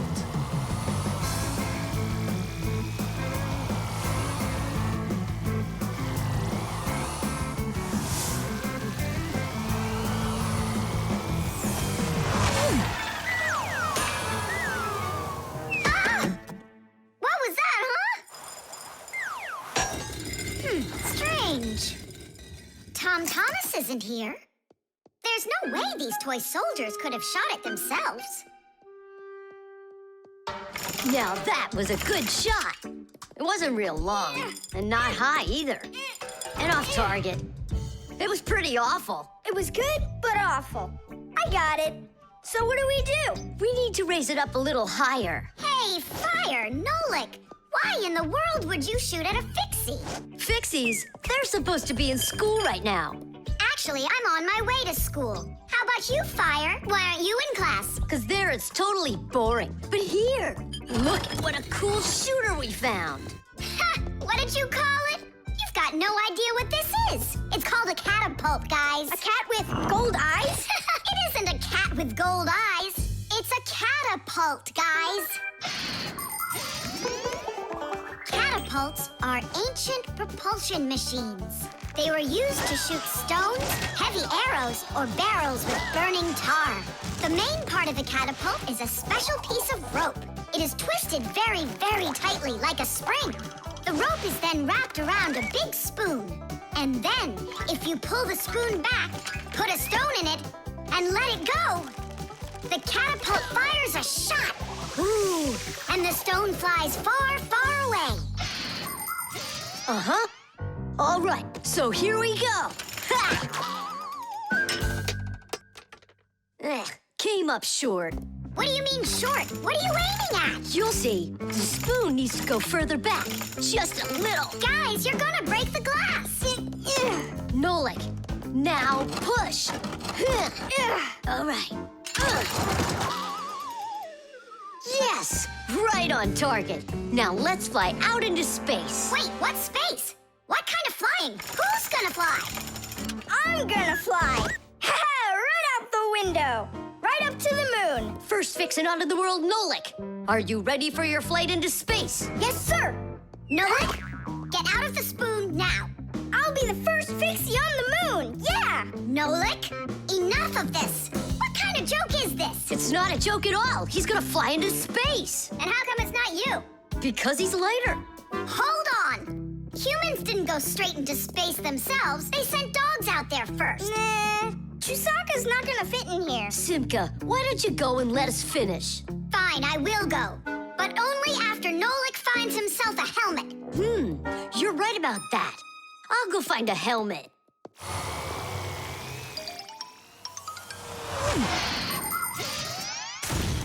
The catapult was invented in ancient times, but people still use them today. Only now, instead of launching stones, catapults are used to launch jet airplanes. You see, the runway on an aircraft carrier is quite short, so catapults are used to help the planes move fast enough to take off. Catapults can also be used to save the life of a pilot. When an airplane has an accident, a catapult activates in the cabin. The pilot is shot into the sky and comes back to the ground with a parachute. A plain old slingshot is also a kind of catapult. It's just a very little one. But be careful with this toy. It can be dangerous to others and to you too. As for us Fixies, the only time that we use catapults is on a peaceful mission. Habus, hurry! Our Nolik's getting shot to the moon with a catapult. What? And if I meet new Fixies up there, what should I say to them? Hi there. And you can ask them to launch you back. So, Let's do it! Fire! Launch it! Stop! Don't! Simka! Nolik! I'm not getting out!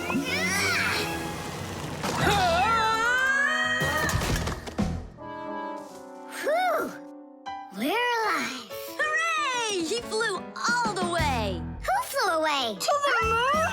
Nope, just a bit short.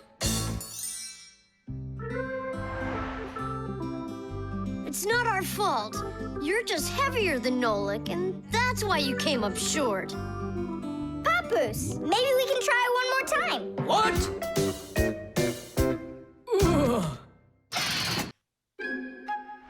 The prosthesis.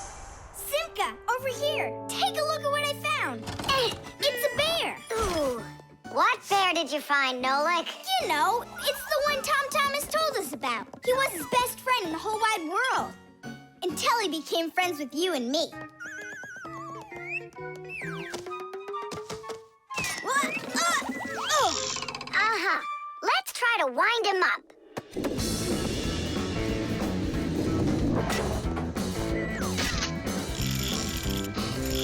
Come on, come on, come on. There you go. Now look, Teddy. Go on, Teddy. Yeah. Oh no. Poor little teddy bear. They ripped his leg and didn't care. We didn't rip his leg. It was already broken. It's all clear. A compound fracture. Then why don't we fix him? Tom Thomas will be so happy. Wait, it's not going to be that easy to repair it. We'll need a prosthesis.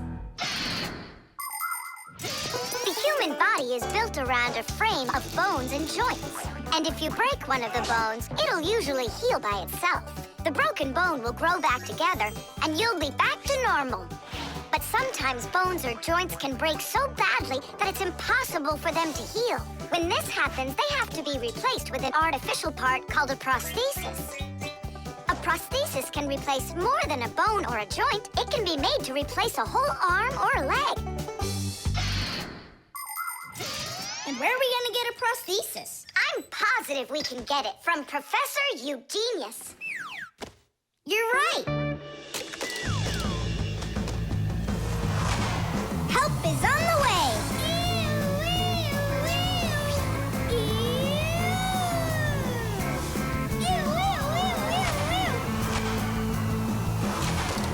Hello, Professor Eugenius. Ah, I'm pleased to see you, dear children. How do you do? Hi there. Professor Eugenius, can you make a prosthesis? What, have you broken something? No, not us. It was the bear. He broke his leg. What bear? The teddy bear that used to be Tom Thomas's friend. Ah, now I see. Today, with the help of modern prosthetics, more is being replaced than just arms and legs. For example, if you lose a tooth, it can be replaced with an artificial one. That's also a prosthesis. And there are times when a person starts losing their vision because the lens in their eye gets foggy and can't focus. For this, there's another kind of prosthesis, a new clear artificial lens. A prosthesis can also be used to help people with poor hearing. A tiny device can be put inside of somebody's ear so they can hear what's going on. And that's not all. People have also learned how to treat a sick heart by replacing its worn-out parts with prostheses. What fantastic inventions these prostheses are. It's amazing what they can do. They help people live a full life. Professor, is it working out? We'll know soon enough.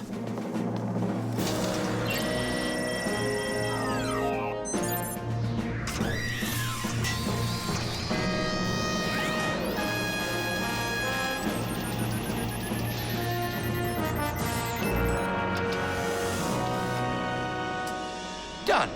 Here you go. Thanks so much for your help, Professor Eugenius. Not at all. Take care, kids. In gadgets and devices, our work will never end. Appliances are fickle, they need a loyal friend. At morning, noon, and midnight of every single day. When there is an emergency, you know we're on our way. 1, 2, 3. Inside we'll be all day and night. We fix things right. Well, now this old friend of Tom Thomas's will be just like new, Nolik. Simka, if Tom Thomas makes friends with the bear, then what? Will he stop being friends with us?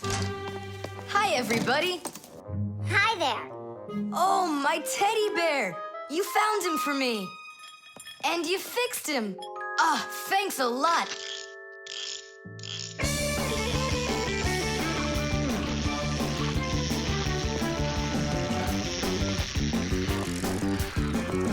Yeah, it's just like Grandpoo said. A friend that's old is better than two that are new. Who's new and who's old? Well, the bear is old. And we're new. Nolik, it's not true. You're the Fixies, guys. You're my very, very best friends in the whole wide world. Tish! The crowbar. Everything's fine here, too. I wish something would break for a change. It's already been a week and nothing's broken in here. Stop worrying. Everything breaks at some point. Well, nothing seems to ever break inside of this house. That's because we take such good care of it. No, Masya, it's boring with no real work to do. We should move somewhere else. When Fixies graduate from school, they must choose the place where they want to work. Some will work at factories, and some on ships, and some in theaters, and some in hospitals, too. Fixies are needed everywhere. Now, Fixie families with children like to choose places that are a bit quieter. Usually, they'll settle inside of people's houses. It's not too noisy there, like in a factory, but there's still plenty of work to do. They need to check on appliances like computers, vacuum cleaners, telephones, irons, and washing machines. And Fixies always try their best. They just love being busy with work. And so if there's nothing broken in the house, Fixie families will move to a new place where there's much more work to be done.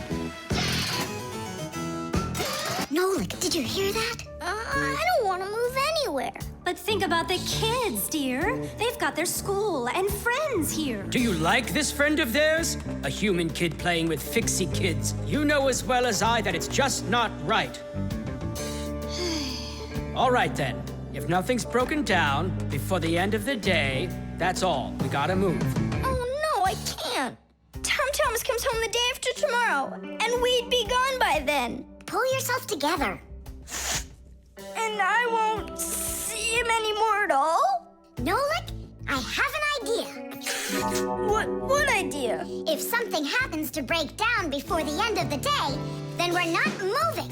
But what if nothing breaks? Calm down. We're gonna make sure of it. Simka, you're a genius. But how can we make sure of it? We're going to use a crowbar. A crowbar is powerful and simple. It's nothing more than a heavy metal bar with either sharp or flat ends. It can be very helpful for breaking through concrete or ice. It can also be used as a lever to root out a tree stump or move a boulder. If one end of the bar has a claw cut into it, then it's good for pulling out nails. Yes, sometimes the simplest tools are the most powerful ones. Do we have that tool? We've got our pack-a-mat, and it's got everything. Yay! In gadgets and devices, our work will never end. Appliances are fickle, they need a loyal friend. At morning, noon, and midnight of every single day. When there is an emergency, you know we're on our way. 1, 2, 3. Inside we'll be to fix what's wrong. Till it runs strong.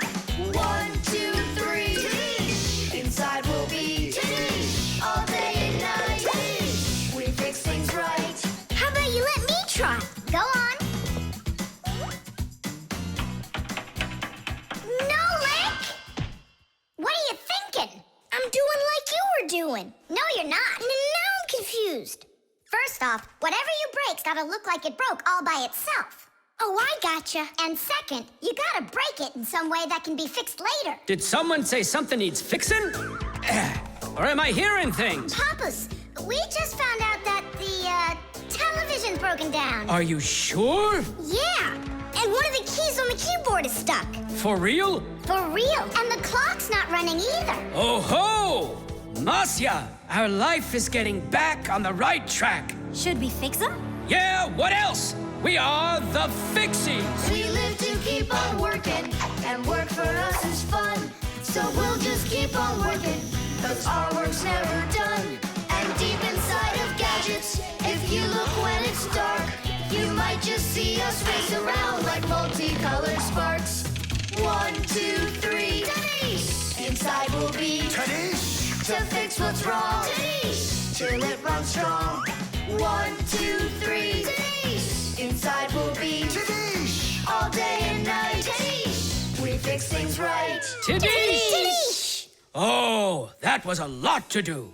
You'd almost think that somebody broke it on purpose. Well, we didn't do it. It broke by itself. Yeah, this apartment still needs a lot of work. We shouldn't move anywhere.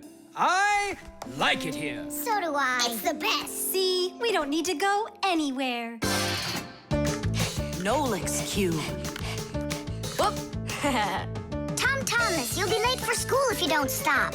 School? Don't you worry. What's he breaking this time? This time, nothing. He's solving a Rubik's Cube, Nolik. Whose cube is it? The Rubik's Cube is the most popular puzzle game in the whole world. It was invented by Professor Rubik from Hungary. A cube has 6 sides on it. And on a Rubik's Cube, each of these sides has 9 squares that are all the same color. You start by mixing up the colors. To solve a Rubik's Cube, you have to turn the pieces, and you keep turning and turning them until each side is one solid color again. For instance, red or yellow or light blue. That's nothing. Hey, Tom Thomas, how long have you been messing around with this cube already? It's been 3 whole days of turning.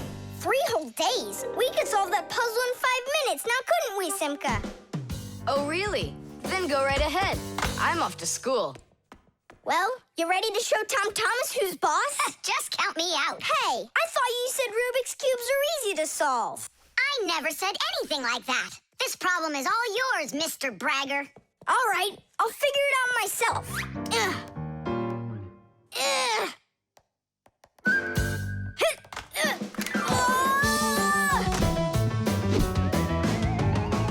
Hey, Nolik, looks like you've got a problem.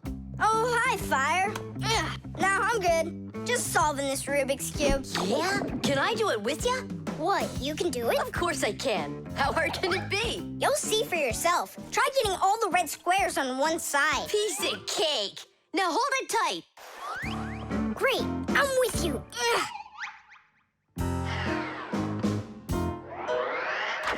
Whoa!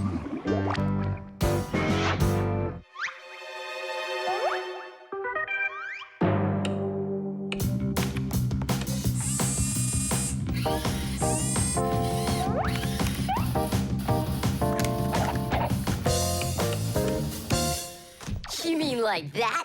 Class. And what about this side? What? This side's gotta be all blue. Okay, let's go fix it.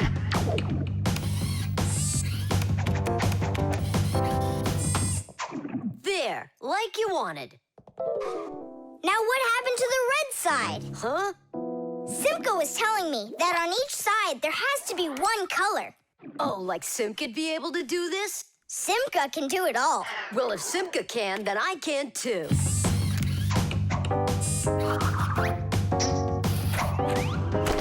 Oh!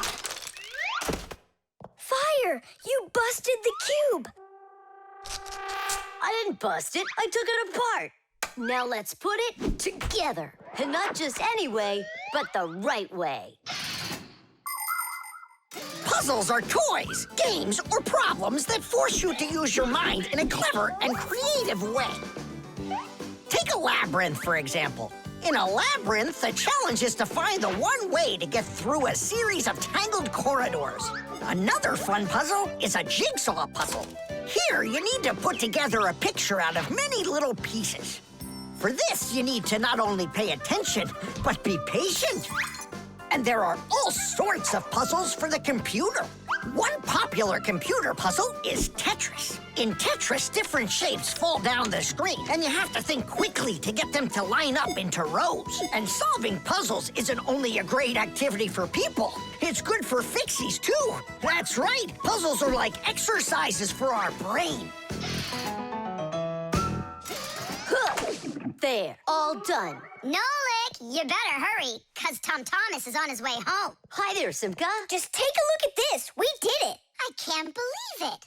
How? Oh, it was a piece of cake. Simka, Nolik, I'm back. Well, I'm out of here. Ciao! Woohoo!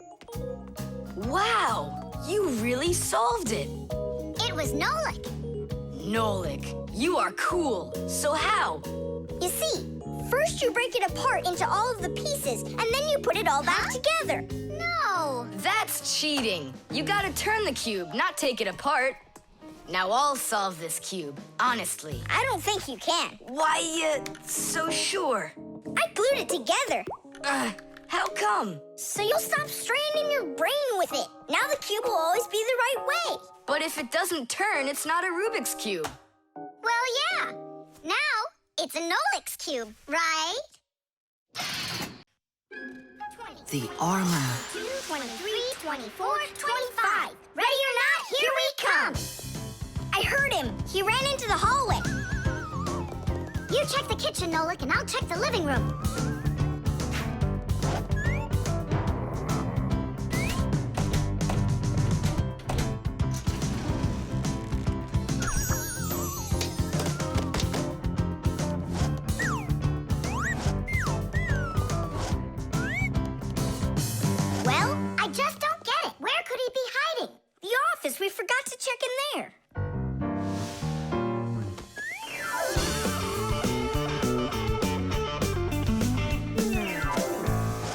There's nowhere in here for him to hide. Inside the shark.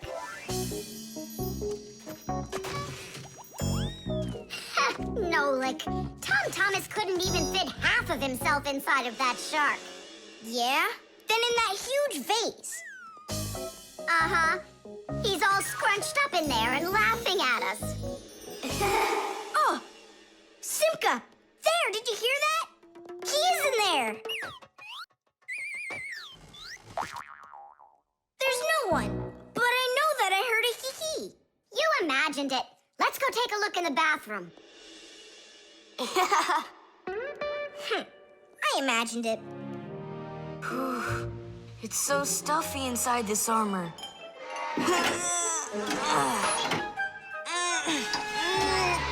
The arms got stuck.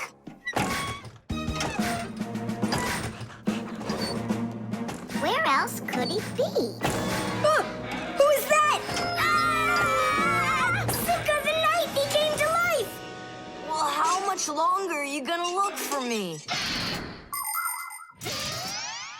Armor is very hard clothing worn by warriors to protect them against swords and arrows.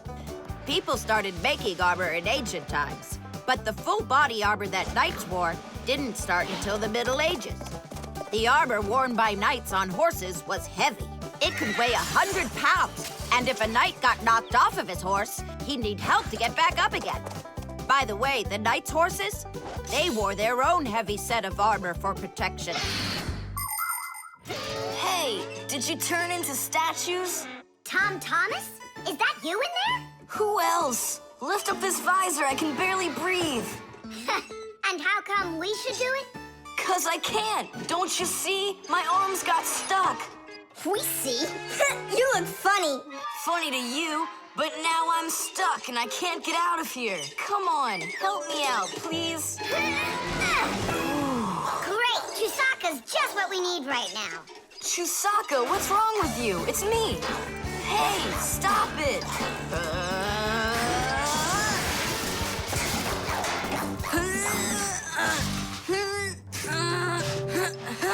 Help, I can't get up. Come on, let's undo the latches, Nolik, quickly.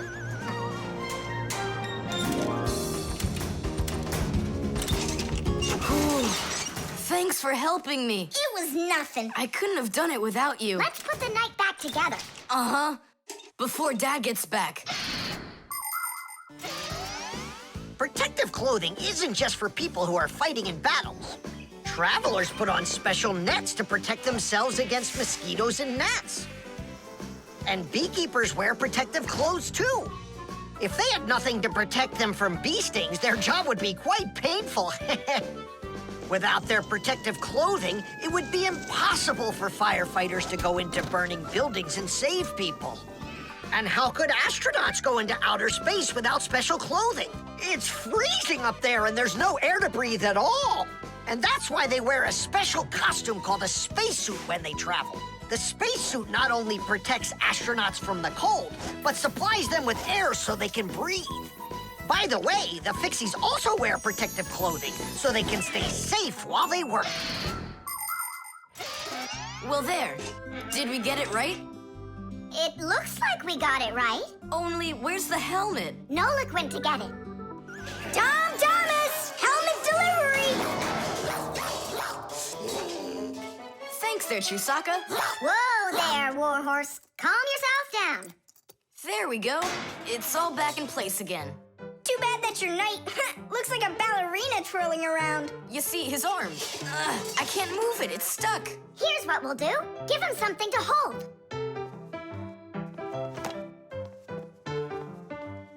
Well, how's that look? Perfect. Now we can paddle into battle. The laboratory.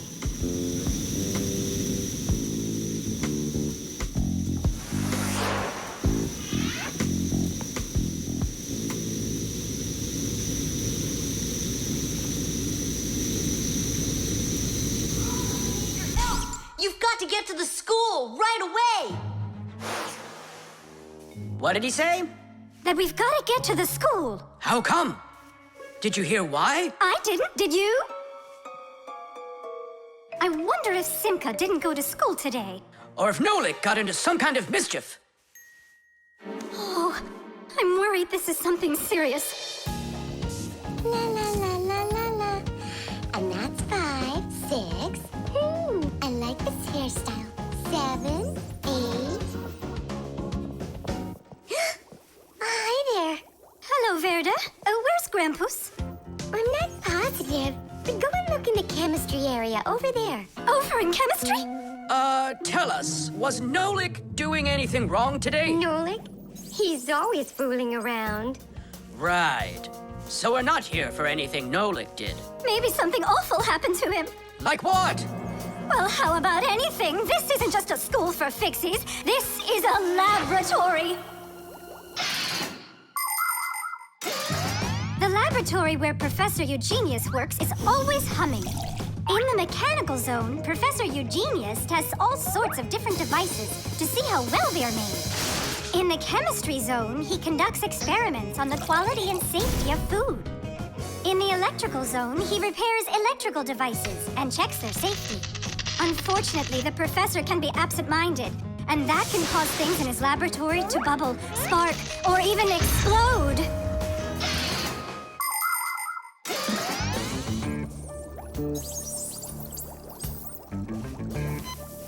Marcia, there's nothing to worry about yet. But how can I not worry? Digit, have you seen Nolik anywhere? Do you know if anything's happened to him? This is a laboratory here.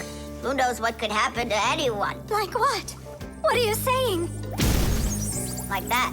I told you, things happen here. And where? Let's go, quickly! Marcia, no need to panic. Tuna, it's so good you're here. We really need your help. What is going on? There! Grampus! What? Where? In the mechanical zone, there! And Simka and Nolik? There! They're all there! Oh, my children! Don't lose your head. Oh! Oh! Marcia is my wife, and the mother of our children, Simka and Nolik. Marcia is a real beauty, a kind and gentle soul, and a wonderful homemaker. She is also a very responsible and extremely skilled fixie. She is our family's expert in kitchen appliances and gadgets. Marcia works from morning till night, fixing and cleaning anything that is in need of her expert care, because she just loves when everything is clean and tidy. But most important for Marcia are her children. She takes loving care of Simka and Nolik and tries to protect them from harm. Marcia worries about them so much that sometimes her imagination gets carried away with what might have happened to them. Although our little Nolik can get himself into situations that even Marcia could never have dreamed of.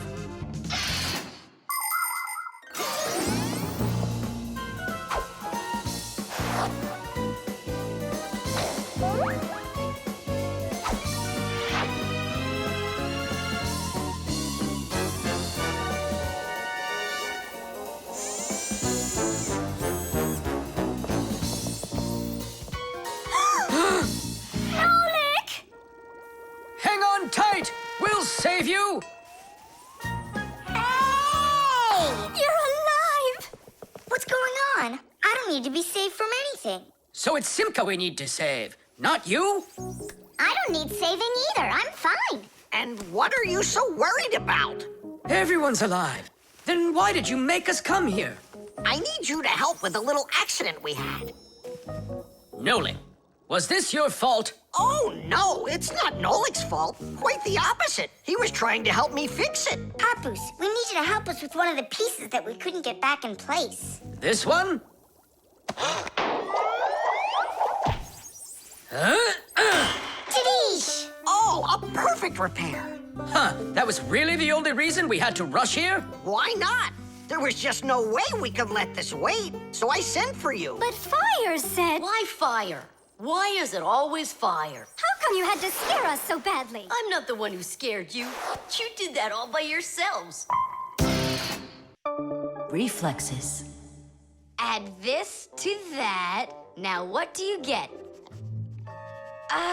3. Don't you remember? Bark, bark, bark.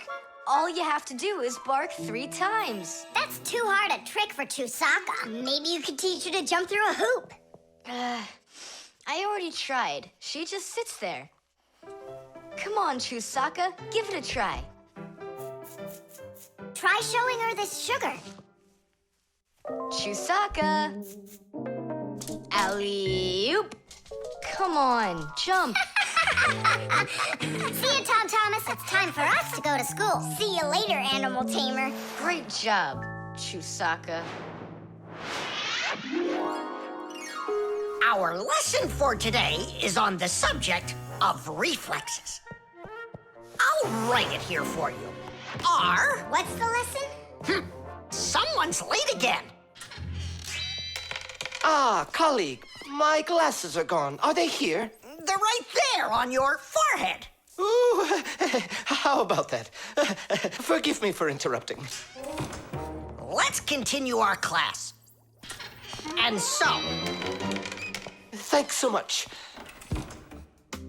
So you turned into screws again. Does anyone know why that is? Because we have to hide ourselves from humans. But you don't have to hide yourself from Professor Eugenius. But we didn't know it was him at the door. Right you are. You had already transformed before you had time to think. And that's what we call a reflex. To explain it in simple words, a reflex is when our body reacts to something automatically without needing any time at all to think about it. When we touch something very hot, we instantly jerk our hand back. When we're about to fall, we swing our arms and legs to try to keep our balance. Just imagine what would happen if we started thinking how and in which direction to move them. So it's fair to say that our reflexes help to protect us.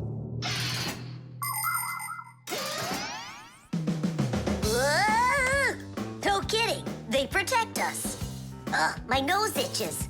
Achoo! Excuse me, I didn't mean it.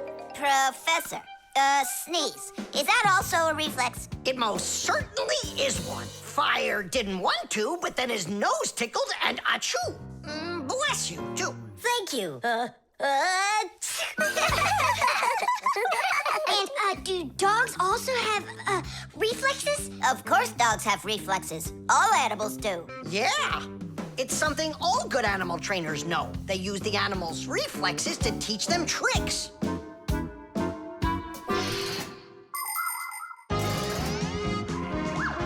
Many humans teach their pets lots of commands, like to bring a ball, to count, or even to dance. But to train a pet, you gotta know what to do.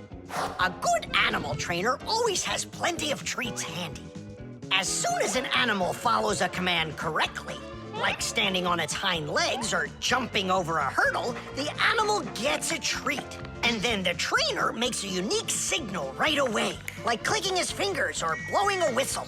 After repeating this training over and over, the animal develops a reflex. Once it gets the signal, it carries out the command and then gets a treat. But the most important thing about animal training is to love your trainee and never hurt it. Otherwise, no treat will work. Tom Thomas, we just learned in Fixie School how you can train Chusaka. Yeah? With the help of reflexes. With what? Where's Chusaka? Call her. Chusaka, come here. Give her a math problem. A nice simple one. Add this to that. Now what do you get?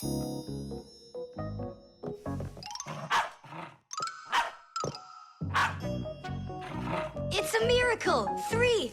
You got it! No, it's not a miracle. Science is what it is. You know how Chusaka barks whenever she sees a Fixie around. That's what we call a reflex, you know. I understand. And do you know how I can teach her jumping? Well, we didn't figure that out yet. Wait a sec, I know how. Chasing Fixies. Isn't that one of Chusaka's reflexes? Probably, although... That's great, so let's go and train the dog. Nothing's ever too much for a good friend. Chusaka.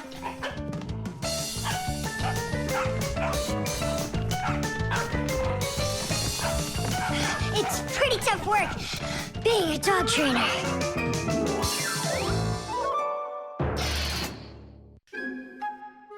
Batteries. Someday you'll be a strong and splendid tree.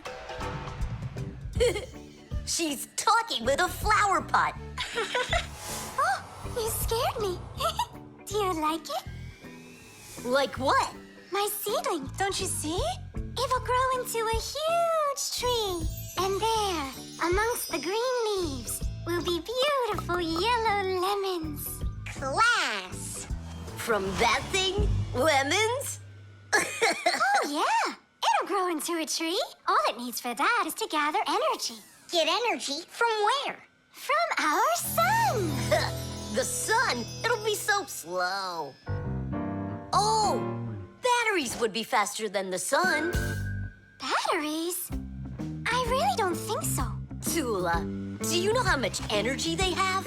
Let's just bury a bunch of those batteries in here, and you'll be watching your lemon plant shoot up into a tree. Are you positive? Absolutely. And where can we get the batteries? Over there. Professor Eugenius has a whole box full of them.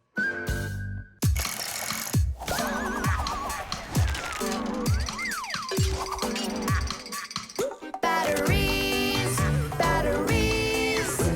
We use them every day and need them by the ton. Batteries, batteries. They give power to appliances so they can run.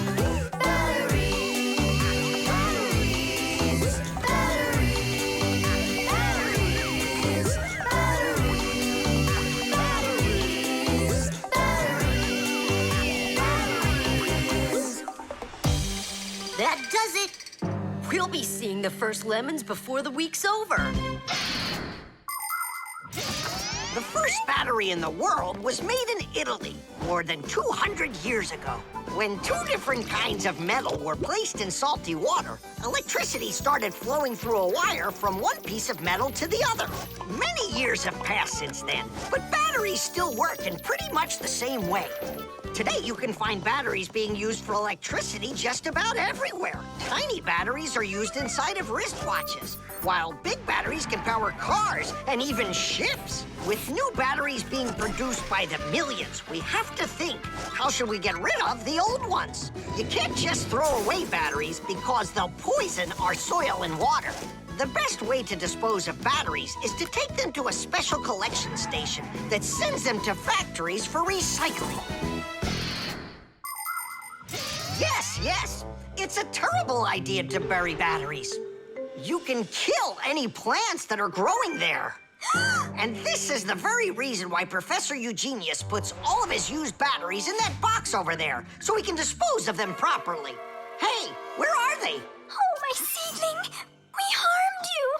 What? Where are the batteries? They're in the flower pot. How come? So the lemons would grow faster. From the batteries? Who came up with that idea? It will die! Hurry! We gotta go save it! The soil's contaminated. We've got to find a new home for this seedling. But where? Over there. There's a pot with healthy soil. Let's do it! Batteries, batteries. They come in different sizes, shapes, and colors too. Batteries, batteries. Could be yellow, might be green, or maybe red and blue. Batteries, batteries, batteries, batteries,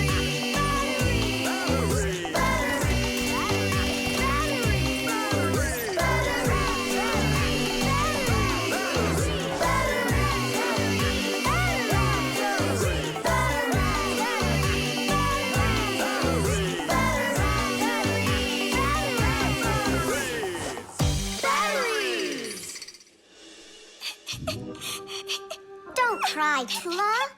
The seedling will be perfectly fine. It will grow big and strong with branches full of beautiful lemons and oranges. And watermelons. It's a lemon tree, Fire.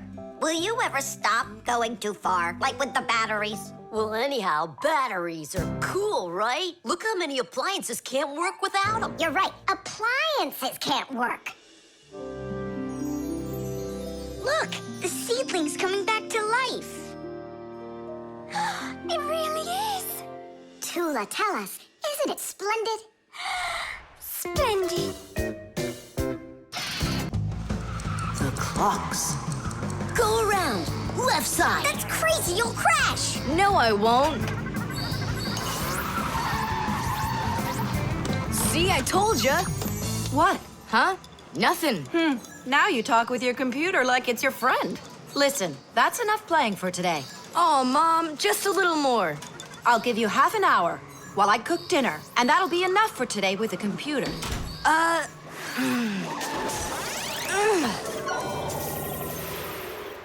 This stinks. I'll never get through all of these levels in half an hour. No way. Hey, but what if we could stretch out the half hour? How? We could take the hands on the clock and move them back a little. Mom will catch us. Fine, then let's slow down the speed of the clocks. Yeah, But how? You gotta know things like that. Since olden times, many clocks run with the help of a pendulum. The pendulum controls how fast the hands of the clock turn. If you make it longer, the pendulum will start to swing slower, and the clock's hands will slow down. If you make the pendulum shorter, the clock will tick faster. Most clocks that are made today don't use pendulums. They run with the help of springs or with an electronic chip instead. But even so, there are ways to change the speed of these clocks, too.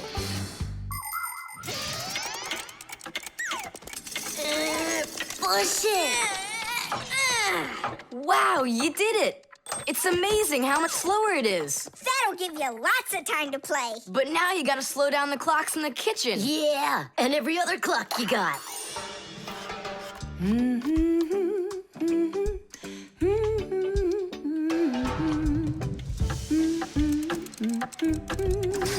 I just have to turn this to make the pendulum longer. Uh-huh. And now the clock will go slower. Tadee! Fire! Now that clock over there. Let's go do it. That's it! We slowed down every clock, and your mom didn't see a thing. That's great. Yeah. Wow, Tom Thomas, you're cool!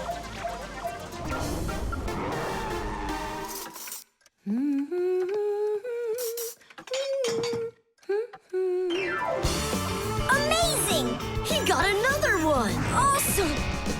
You're unbelievable! Way to go! Huh. That's strange. Hooray! Incredible! Yay, I did every level.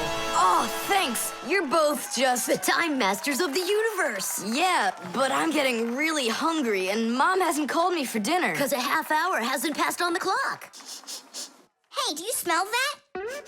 Something is burning. What happened? A fire? I don't get it. I was just waiting for 30 minutes like I always do, but everything burned this time. Maybe the clock stopped? No, take a look. They're working. Oh, I'll make you some oatmeal. Oatmeal for dinner? Mom, I need to, I'll be right back. You see what you've done? Time Masters of the Universe? You gotta go speed those clocks back up. Okay.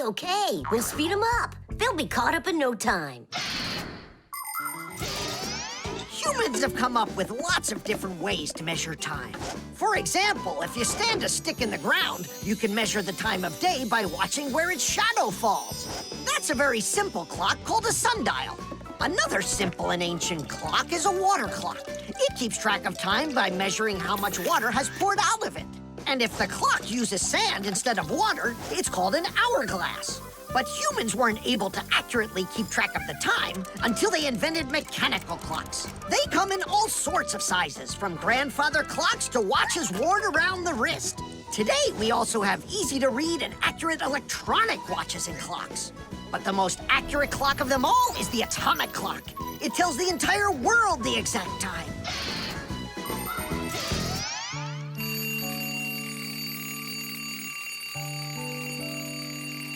Tom Thomas, why is your alarm clock ringing in the middle of the night, huh? Really? Is it still night out? Look, Tom Thomas. But the clock says that it's morning. Interesting. Yesterday, Fire and I sped up all the clocks. So that's the reason the alarm went off. Sped them up? Are you crazy? Tom Thomas asked us. So what do we have to do now? Don't you know? Get to school, it's time. I'm joking. Go back to sleep. Don't worry, I'll get all the clocks working right again. Can I go and fix them with you? Ha! Fix them? You boys are the ones that always make the problems. The bee. Tom Thomas! Hello. How come you're eating jam straight from out of the jar? Because it tastes so good. Oh, a bee!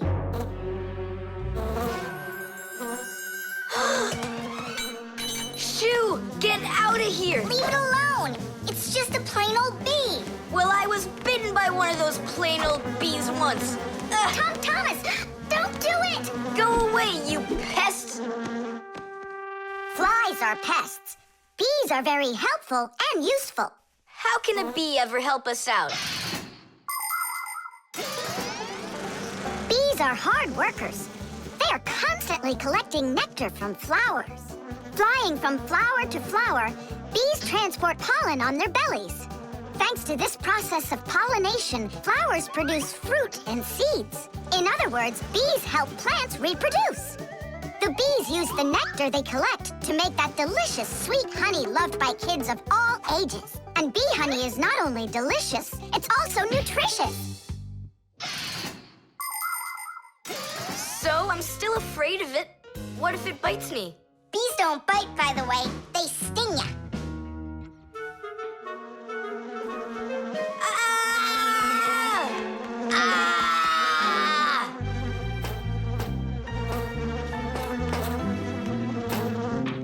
Well, now I'm gonna show ya. Don't! The bee's the one who should be afraid, you tyrant. Yeah, you let it go, tyrant. Why are you calling me names? Who's stopping her? She can fly away if she wants. We need to show her the way out. Well, how? Here, little bee. Fly this way. Why don't you try going? Then what can I say?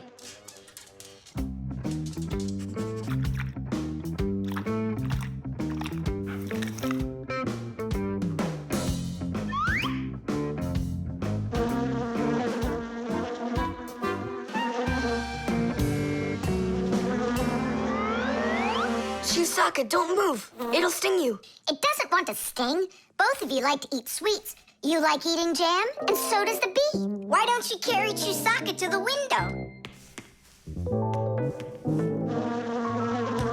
Go on, fly. No, that's not gonna work. You need to go and get more jam. Here, little bee. Yum, yum. Go on and fly. You're free.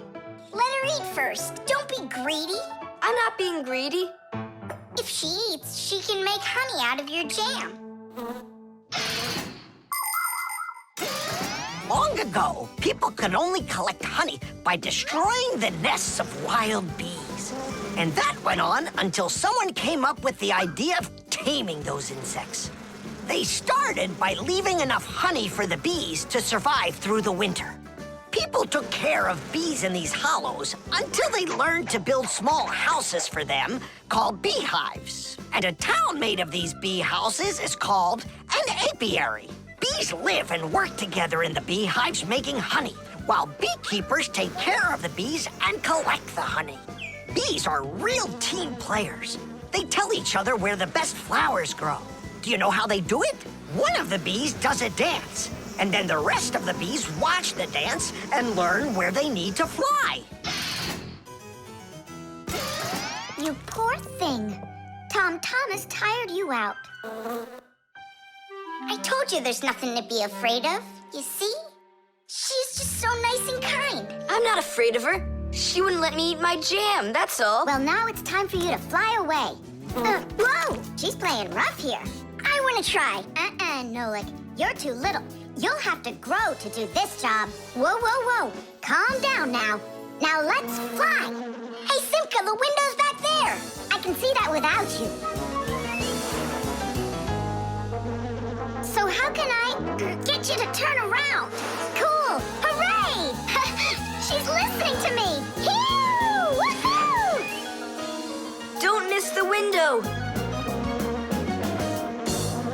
Now! So long, honeybee! Tidish! Tom Thomas, do you have any more of that jam left? Yeah. What for? Bring it here. We'll get more bees to fly in. How come? What do you mean, how come?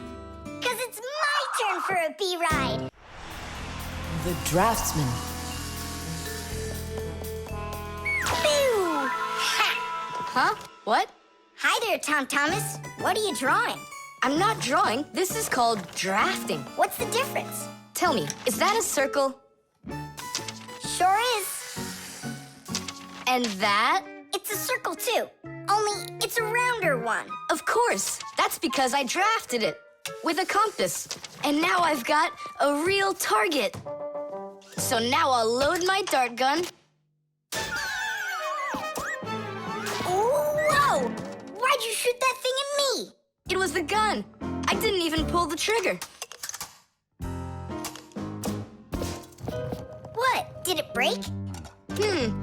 Let's open it up and see. There. This little part broke. Let me go find Papoose. He can help you. He can make another one. A brand new one. Wait, I can draft a technical drawing. Will Papoose understand how to read one of those? Are you kidding? Papoose is an expert at everything.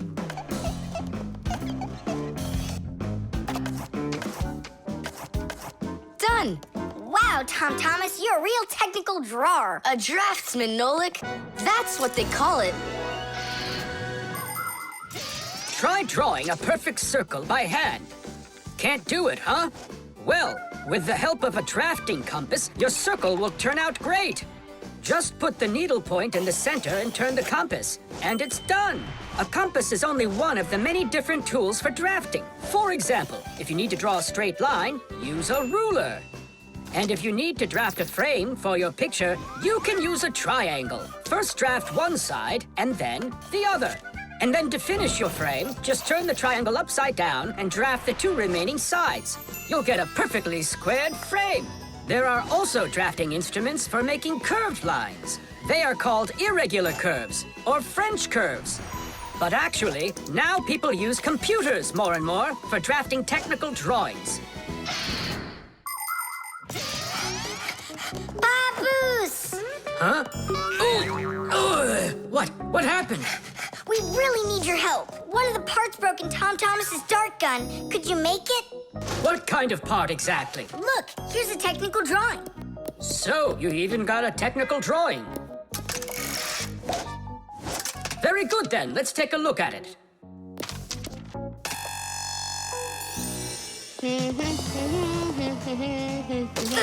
Here you go. Super. Let's see. It's not gonna work. You see, it sticks out here on the side. I need to draft another technical drawing. Papoose! Huh? Nolik, you scared me again. Forgive me, but the part has to stick out over on this side. And you're sure that's all? That's all, for real. Tom Thomas, it's done. Listen, while you were gone, I realized that the part needs to have a hole right here.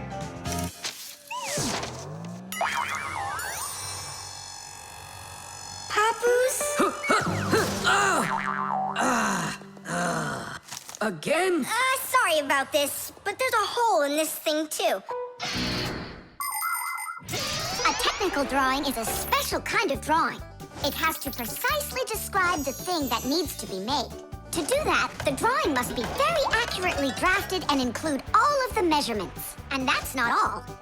If the object is complex, it must be drafted from at least 3 sides, including the front, the side, and the top. You see? The object looks different from every side. So if you don't want to work over and over again, learn to draft correctly.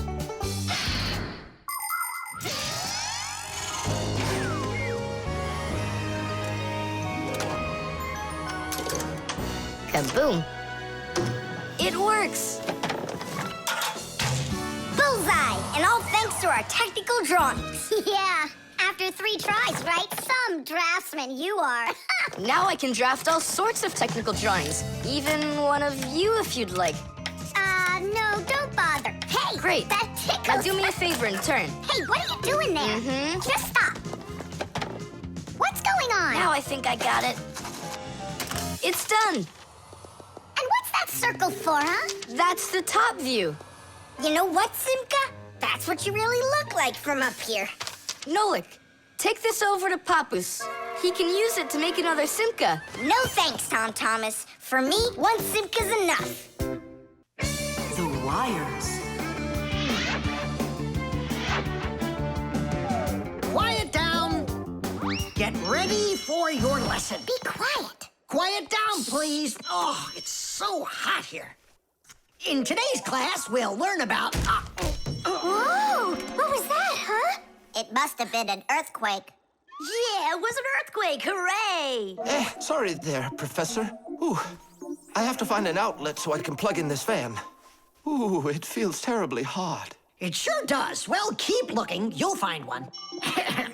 Now then, where was I?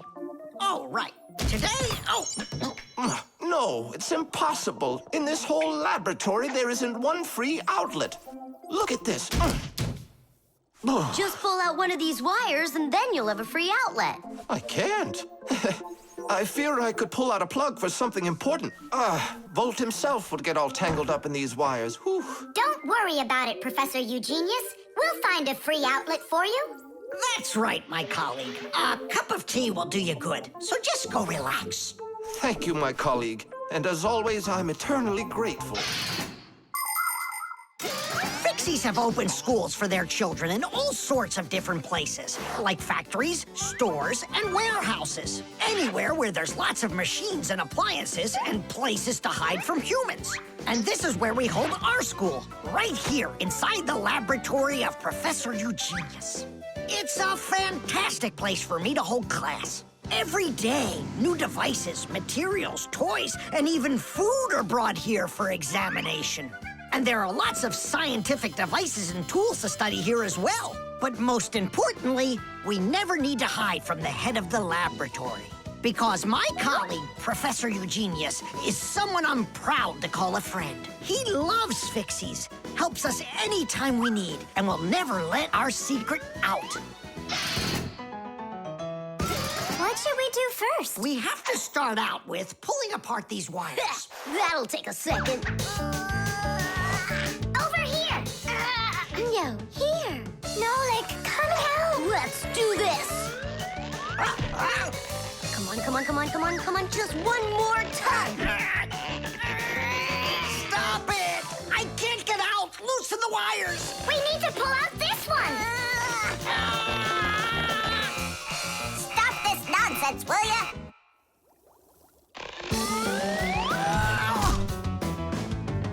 Thank you, Digit. Tidish. Well, the way I see it, in order to get the knot out that's over here, we need to expand the loop that's over there. And then push that wire through it. And then do it again from the other end. That's it. Very good, girls. Hey! Now pull it hard. Perfect.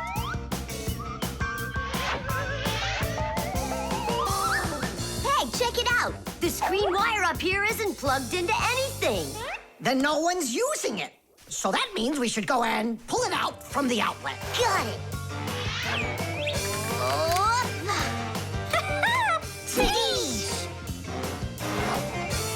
Vera, here's another wire that isn't plugged in. I found another wire no one's using. Simka and I found it together. Nolik, why are you so upset? Because you guys are doing all the work. How about this wire? Nobody's checked it yet. Really? Oh, wow! What? Did you find some treasure, Nolik? Uh-huh. There are 6 free outlets under here. Great! Now Professor Eugenius can plug in his fan, and his kettle, and even his soldering iron. To get electricity to a device that doesn't use batteries, you need to plug a pair of wires into an outlet. But it's important not to let the wires touch one another, or the electricity can burn them out. That's why wires are covered in plastic or rubber, so the electricity won't pass from one wire to the other, or to us when we touch them. So always be very careful with wires. And never, ever touch a bare wire. You could get killed by the electric shock. Oh, what would I do without my wonderful friends? Thank you. Sorry. I wanted to. I should go. Go ahead. That's a great idea. And we'll start our class. What were we talking about? All about wires. Well, it looks like our class is over. Time to go play.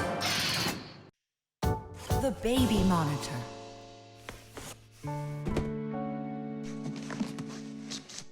Oh, it's my old baby monitor. On. Checking. 1, 2, 3, checking. It's working. Why don't we give it to the Johnsons? They just had a baby the other day. This is mine, and I'm planning on using it. Aren't you a little too big for it? No, I'm not big at all. Well, I didn't realize that you're still a little boy. And a greedy one at that. They're never gonna notice this. Hey, Fixies, are you here? We're here now. Why did you call us? I gotta show you how I turned into a mind reader. I find that just a little hard to believe. Okay, then I'll show you. I'll leave you alone, and then you'll hide this button wherever you want. Then I'll come back and find it. You got it. So where's a good hiding place? Well, we gotta think of one. Right here, under the keyboard. Great! Go on, Nolik. Come on in. We're ready for you. And now, I'm going to read your thoughts. Here I go. You hit the button here. Look. Ta-da! He really does read minds. Oh, that was a lucky guess. Bet you can't do it again. Well, I bet you I can. We're gonna have to be sneakier. Verda, she's the most beautiful girl in our class. She knows it, too, and doesn't hesitate to use it. She can even be a bit sneaky, like when she needs help with her homework. Then Digit suddenly becomes her best friend. But if she doesn't want to carry her pack-a-mat, she'll say, "Fire, please help me. You're just such a strong Fixie." But all us boys like her just the same. Digit does, and Nolik does, and I guess I do, too. Although, I really like Simka more. Or maybe Verda. Or both of them. I haven't decided yet. Verda can be difficult and even bossy sometimes. But one thing I know for sure, Verda's a good friend. A friend that'll always come help. Well, that is if she's able to pry herself away from the mirror. I think that we should throw it down into this pencil cup. But then we concentrate on another place. That is good, but it won't work, Fixies. Come on in.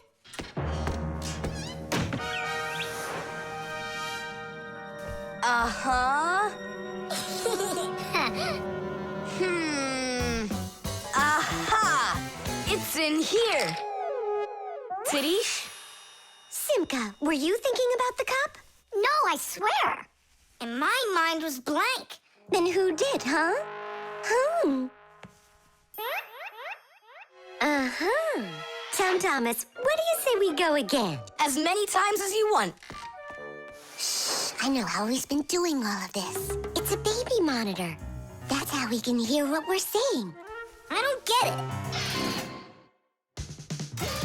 A baby monitor helps parents watch over their babies. The system has 2 units that look like wireless telephones. The parents keep one of the units by their side and put the other one in the room where the baby is sleeping. If the baby suddenly wakes up and starts crying, the unit in the baby's room will pick up the sound and send it by radio waves to the parents' unit. Mom or Dad will hear the crying and go and comfort their child. And so he's listening to us now. This time I know what we should do. We'll hide it under the globe. Ooh. Go on. Uh-huh. Aha! Huh? Where is it? If you read our minds, you'd find your button under the baby monitor. You tricked me. That's really not nice. And spying on us is nice, you think? I'm sorry, I just thought it'd be fun. Well, anyhow, Tom Thomas, you're too old for this thing. Unless, of course, you still need it. I'm not a baby. I was just, checking it. I'll go and give it to Mom. Mom, I'm not greedy.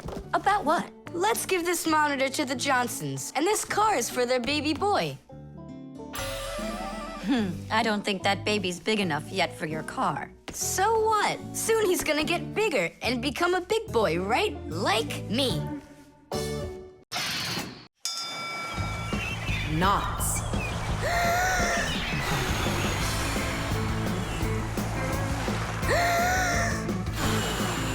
Nolan, there are pirates off the starboard side. Battery, fire! Hey, I'm not a pirate. Why'd you hit me? That's it. I'm tired of playing the wind. Where are my pirates? This looks great. Can I board your ship? And what are your skills? Tons, like protecting the ship and yelling hooray when we win. And how about good sea knots? Can you tie them? Of course I can tie them. Then tie up our treasure. And make sure it's good and tight. Pirates, prepare to attack! I got it. Whoa! That's done. Good enough. Hooray! It's good and tight. Now can you survive a storm? Without a doubt.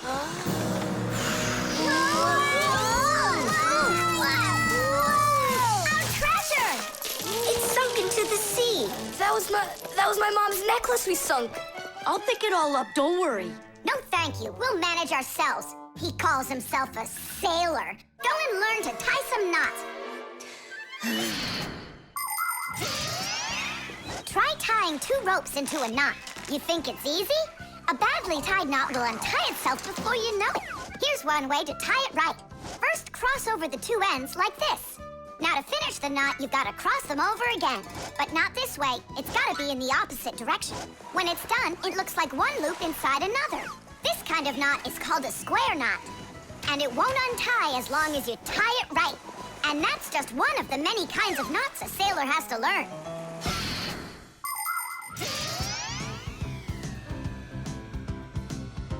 Oh! Okay. I knew I could tie it. Now what else is there to practice on around here? I found some more of our treasure. Here's another one. That's 19, but we're supposed to have 20. I know it because I'd counted our treasure. So what happened to the last one? Well done there. So what else could I tie? Perfect. I even remember what it looks like. It's a different color. It's a bright red one. Oh, Mom's gonna notice right away that the red one's gone. I gotta go find it. Yeah, I think it's on the floor. Who tied my laces together? I was just practicing, sorry. And what else did you tie up to practice your knots? Not sure you want to know. You're funny. Let's go untie them.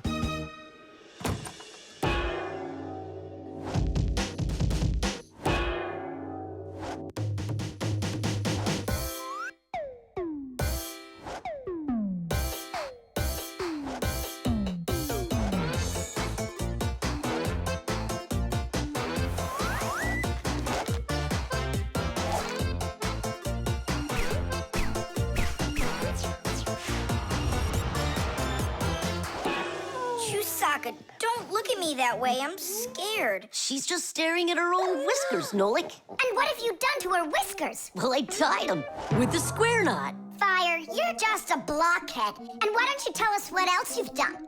Well, okay. I tied a decoration on her tail. That's where it is. We were looking everywhere for that thing. Fire, go and fix everything you've done. Chusaka, don't run away. Don't be scared. We just want to untie the knots. Sailors have developed all sorts of different knots. Without them, they couldn't control their sails. But we couldn't get by without knots on land either. Mountain climbers use tightly knotted ropes to help them climb and keep them safe. Fishermen tie hooks to their fishing line using special knots. You can't even pitch a camping tent properly without making a knot. When people sew, they tie knots in the thread to hold it in place. And doctors use knots when they stitch and bandage a wound. And a tie wouldn't be a tie if you didn't tie a knot in it. Sneakers won't fall off your feet. And the laces won't drag on the ground if they're tied with a proper knot. But sometimes things can get knotted up by accident. And that's one time when you don't need to know how to tie knots, but how to untie them. All aboard! Like that. Now the only thing left to do is tie a knot. Should I tie it? Are you sure it won't untie? You're joking. Why don't you go ask Chusaka if I can tie a knot like a sailor? The doorbell. Nolik! Nolik, what are you doing here? Just whistling a tune. Are you gonna whistle that tune the whole time Tom Thomas is away? He just left with his parents for a week. And we've got guests coming, remember? What guests? I invited everybody. The class? Yes, class.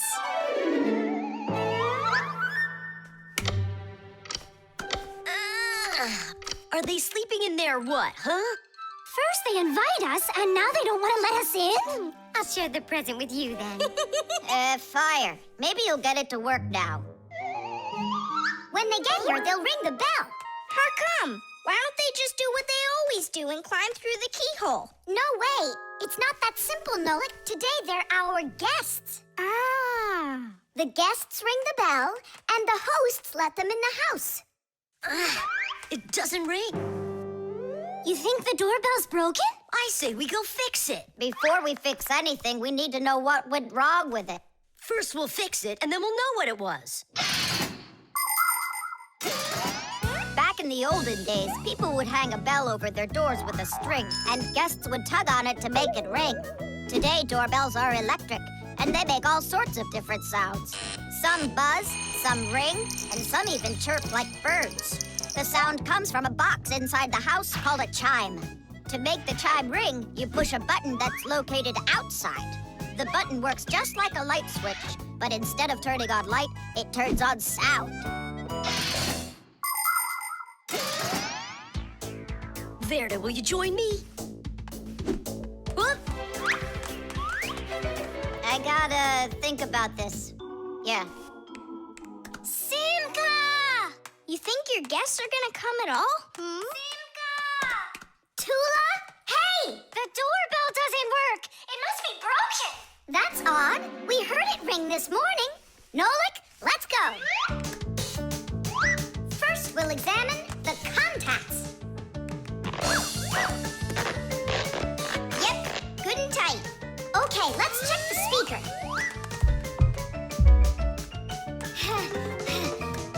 The speaker's fine. Maybe the electronics are the problem. And what if we disconnect these wires and switch them? What'll that do? We'll know soon enough.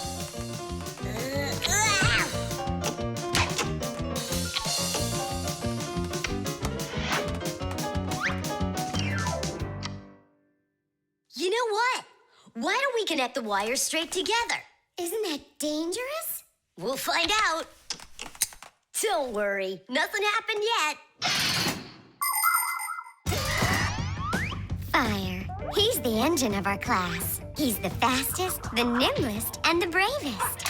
Fire never sits still for a second, and he's always looking for adventure. New ideas just burn in his head. And that's why his name is Fire. But not all of his ideas are very good, so he's constantly getting bumps and bruises. He just can't help getting carried away. If he's burning with an idea, he can even forget about his classes at school. Grampus punishes him for that. But it doesn't seem to bother Fire, because some new plan will pop into his head the very next second. To be honest, Fire's my favorite out of all the boys in our class. It's sure never boring when he's around. Hey, you down there. I figured out why it's not working. So what's the reason? There's no electricity in the whole house. So that's why the bell isn't working. And what? We can't visit like real guests do until the electricity comes back? And when will it work again? Don't know. It could possibly take hours, guys. Oh, it's working again. Ah!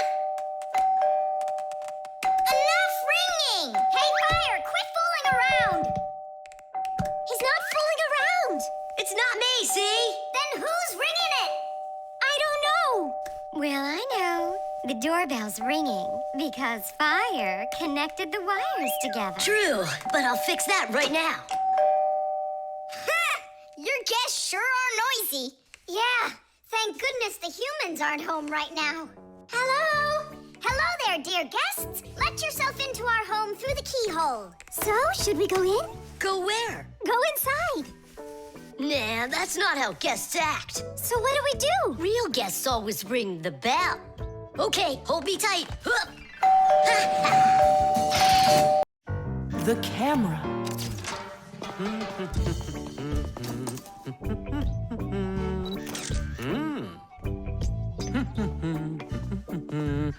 Stop right there and let me see how pretty you look today. Well, just don't tell that to the elevator.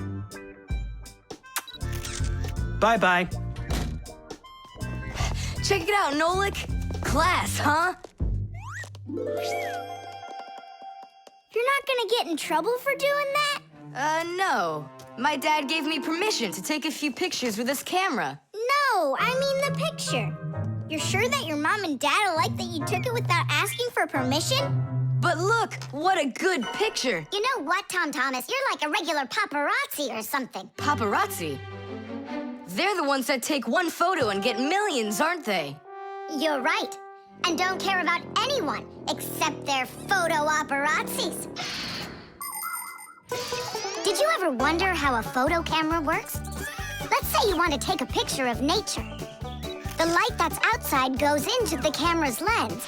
That's the glass eye on the front of the camera. The lens takes the light from the scene outside the camera and turns it into a tiny picture that's inside the camera. Then the picture is recorded onto a special electronic sensor called a matrix that's sensitive to light. Click, and there's your photo. What a great idea. Now I know. I'm going to be a paparazzi. Hey, what about your promise? What promise? To never take a picture of us. We're a secret. Stop. Hey, relax. I'll delete them all later. Tom Thomas, stop this right now. I won't until I get a photo of you. Nolik, let's run. You can't run from me.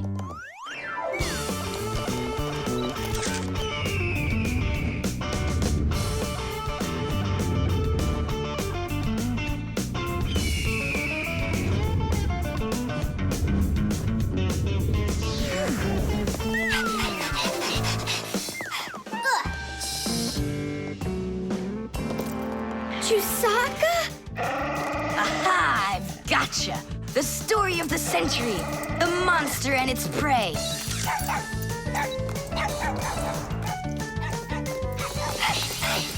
Tom Thomas! Help! No, he won't help, because he's a paparazzi.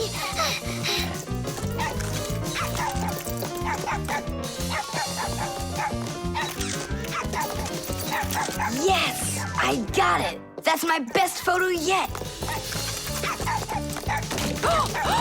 What's all this noise about? Awesome shot! The first cameras were invented almost 200 years ago, but they worked very slowly. If you wanted to have your portrait taken, you'd have to sit still for a whole hour. After film was invented, cameras got much faster, and it became possible to take about 10 pictures a minute. On a piece of film, everything appears to be backwards. Black parts of the picture are white, and the white is black. It doesn't look normal until the picture is transferred from the film to a piece of photographic paper. Now people shoot pictures with digital cameras that work without any film at all. You can look at what you shot instantly on a screen to see if you like it. And if you don't like it, you can try shooting another one. And today, you don't even need a separate camera to take pictures. Almost every mobile phone has one.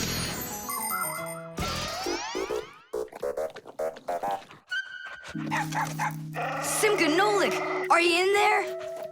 Hey, come out. I'll stop shooting photos of you. Aren't we friends? I'm sorry, guys. Well, your friends were almost eaten alive by a dog. Please forgive me. Want to look at the photos I took? Sure, go on, show us what you got. We're not in that shot. We're not there either. Ha! Well done there, paparazzi. Hang on a sec. I still got another one, and you're in it. I know for sure. Look!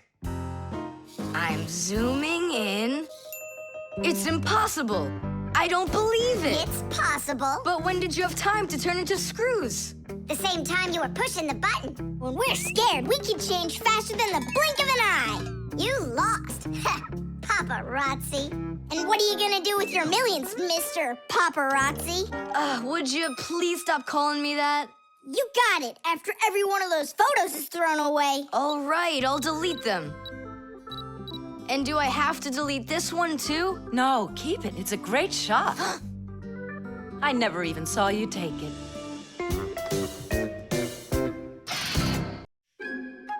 The oven.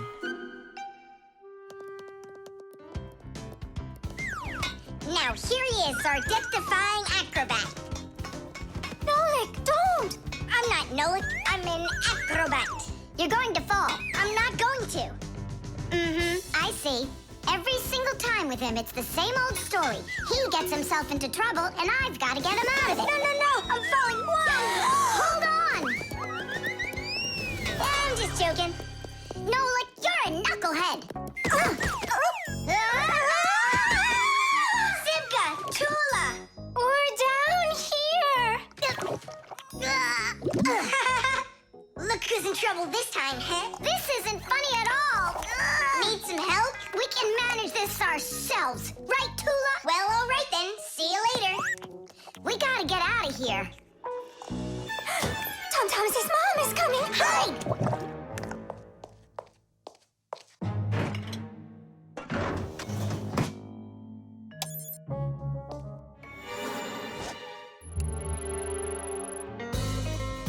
Hi, Tom Thomas. Hi, Nolik. Are you up for a ride? Because this train's leaving the station.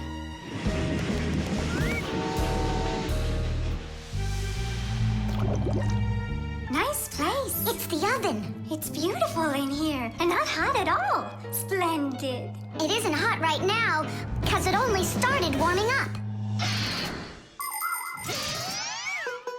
An oven is a cabinet with a heater. It can get so hot inside that it'll roast whatever's in there. As a matter of fact, that's what ovens are for. People roast meat inside of them and bake things too. Some ovens burn gas for heat and others use electricity. They have special electric coils that get red hot and heat everything that's inside the oven. So be careful around ovens. A hot oven can burn you very badly.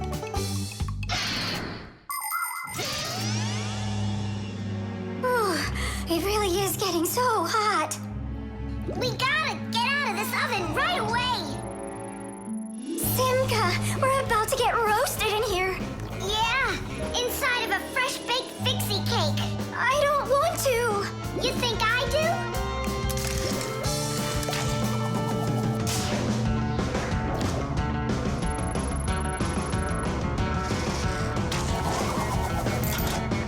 Here, grab on tight. This way.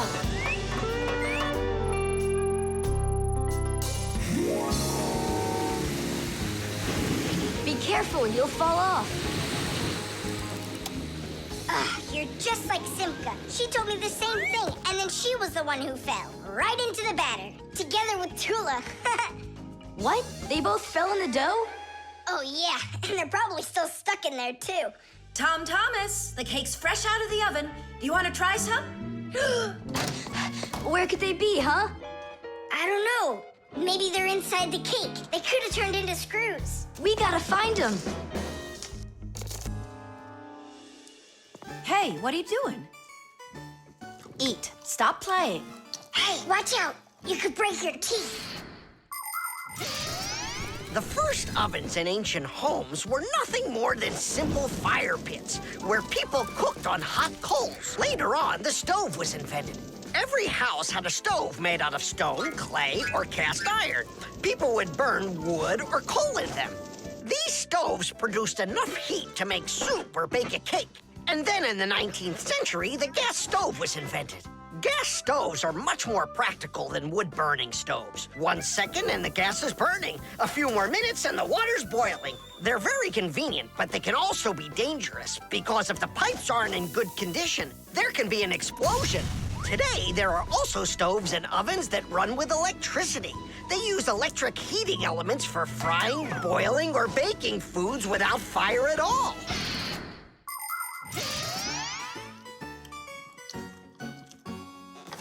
Tom Thomas, I think you'll explode. But it's so incredibly good. I just can't stop eating it. Keep chewing, Tom Thomas. That's as much as I can chew. Hey, what are you guys up to? Up to? We're trying to save you. You're not in the cake? Then how come I was eating all of this? I hate cake. Maybe it's because that's what good friends do. Yeah, he's a good friend who's got a really good appetite. The suction cup.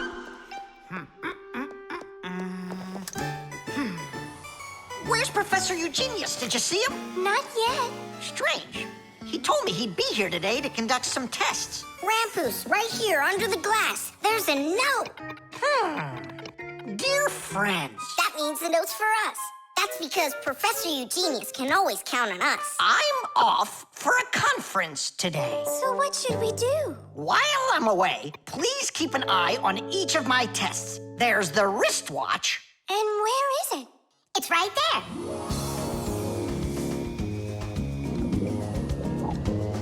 Look! How come the watch is in the water? So the fish can know what time it is? No, don't be silly.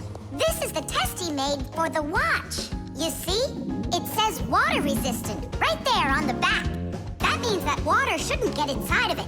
I see. So the professor needs to check if it will work underwater. Understand? Yep, I got it. The watch is working. So now, the doorbell test. We'll go look. It's over there.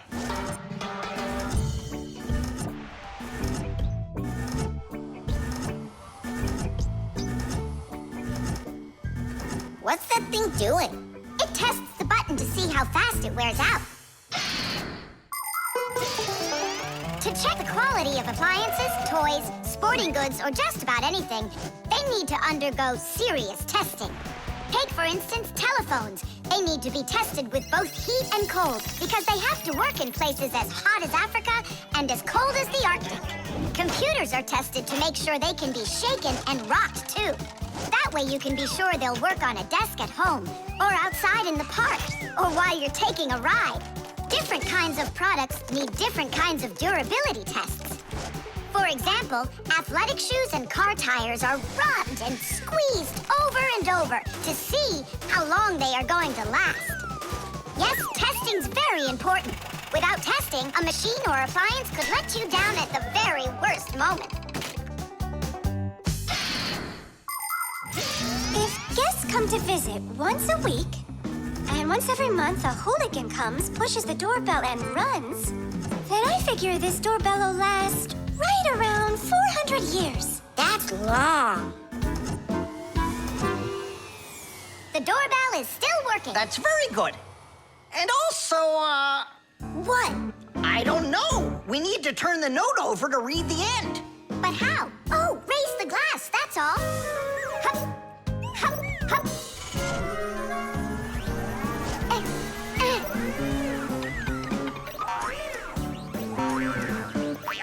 I can't get a hold of it. We should find a suction cup. A suction cup? Suction cups are made out of rubber or other elastic materials. When a suction cup is pressed against a smooth surface, the air inside is squeezed out. The air outside wants to get back in, and so it pushes down on the cup.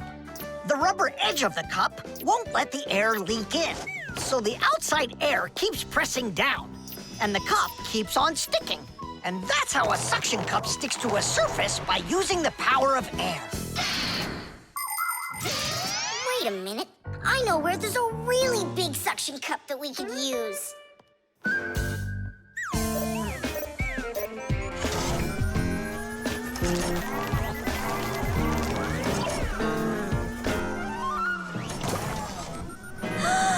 That's a huge suction cup, Nolik.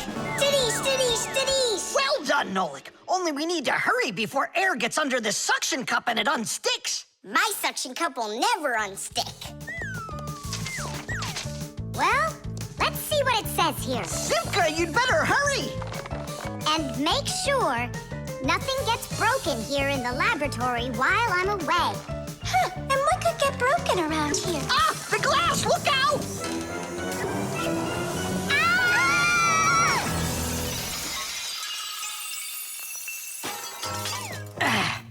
Yeah, so much for that.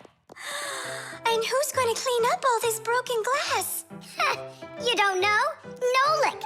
He told us to use that suction cup. Simka. She was reading way too slow. Listen, there's no need to fight. I came up with the idea of the suction cup. I should clean this. Come on now, Grampus. We'll clean up this mess. Professor, I still think the suction cup was a great idea. Modeling clay.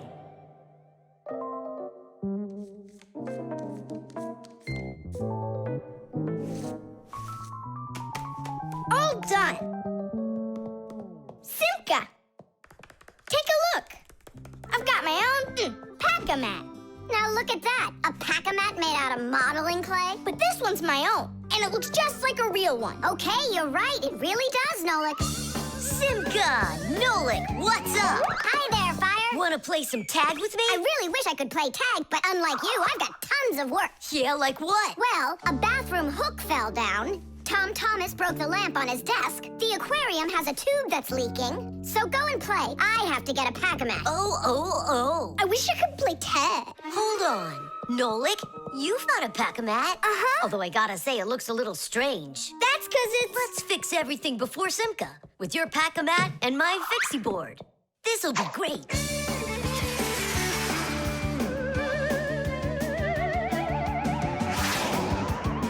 So where is that hook that fell down? All right. Nolik, get out some sticky stuff. From where? Obviously, from out of your pack-a-mat. But it isn't real. I made it out of modeling clay today.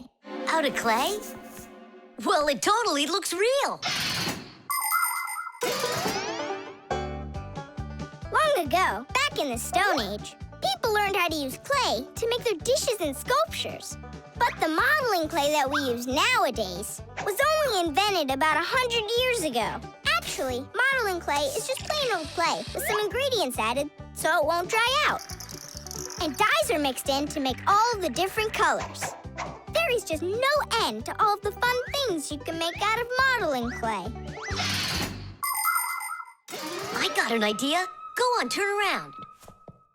What are you doing? Grabbing glue out of your pack-a-mat. All right, get up here. Will it stick?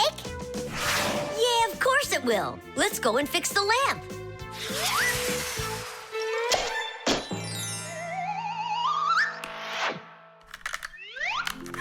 We can't fix this without a real pack-a-mat. Yours will work just fine.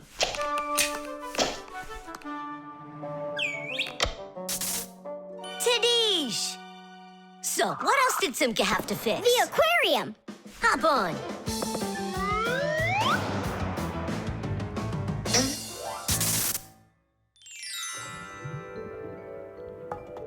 Well, where's that leaky tube? Here, it's leaking at the joint. Yeah, this tube is gonna need a lot of modeling clay. Give me the rest of your pack-a-mat. Sure. And here's a souvenir. They're all done. What's all done? We already fixed everything. And what did you fix it with? Modeling clay. Ha!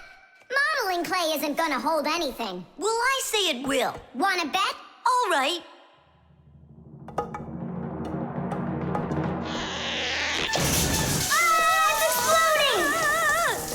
What in the world is happening here? Flooding water! You just do as I tell you, without panicking. Did you know it's possible to make modeling clay in your own home? Just write down this recipe. You'll need a cup of flour, a half a cup of salt, and a half a cup of water. Now, mix the salt with the flour and add the water little by little. Mix it together really well. What are you saying? That it looks just like dough? Well, that's exactly what it is. It's just not for eating. It's way too salty. But you certainly can sculpt things out of it. If you want your modeling clay to be colorful, you can add food coloring or watercolors to it. That's it. Your modeling clay is ready to be sculpted. When you're finished, don't forget to let your figures dry in the sun. That way they'll get nice and hard and last you a very long time.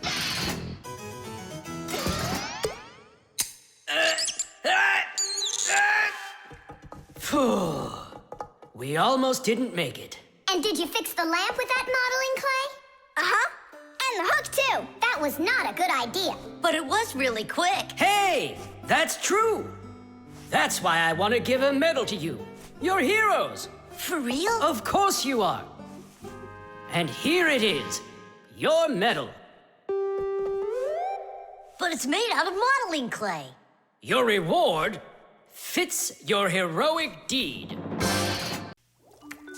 The key card.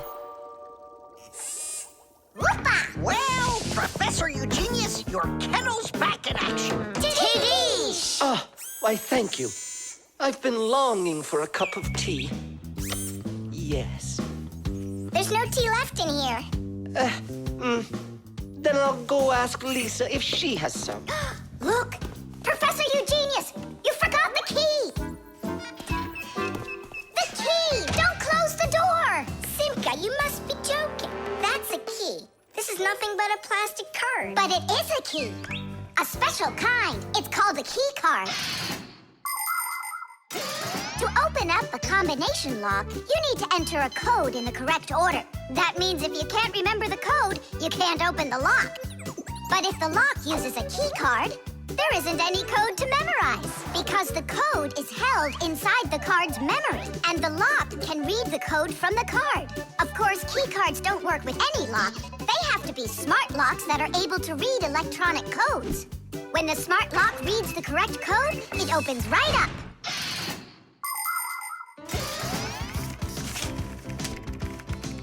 Elisa, do we have any tea here? Of course, Professor Eugenius.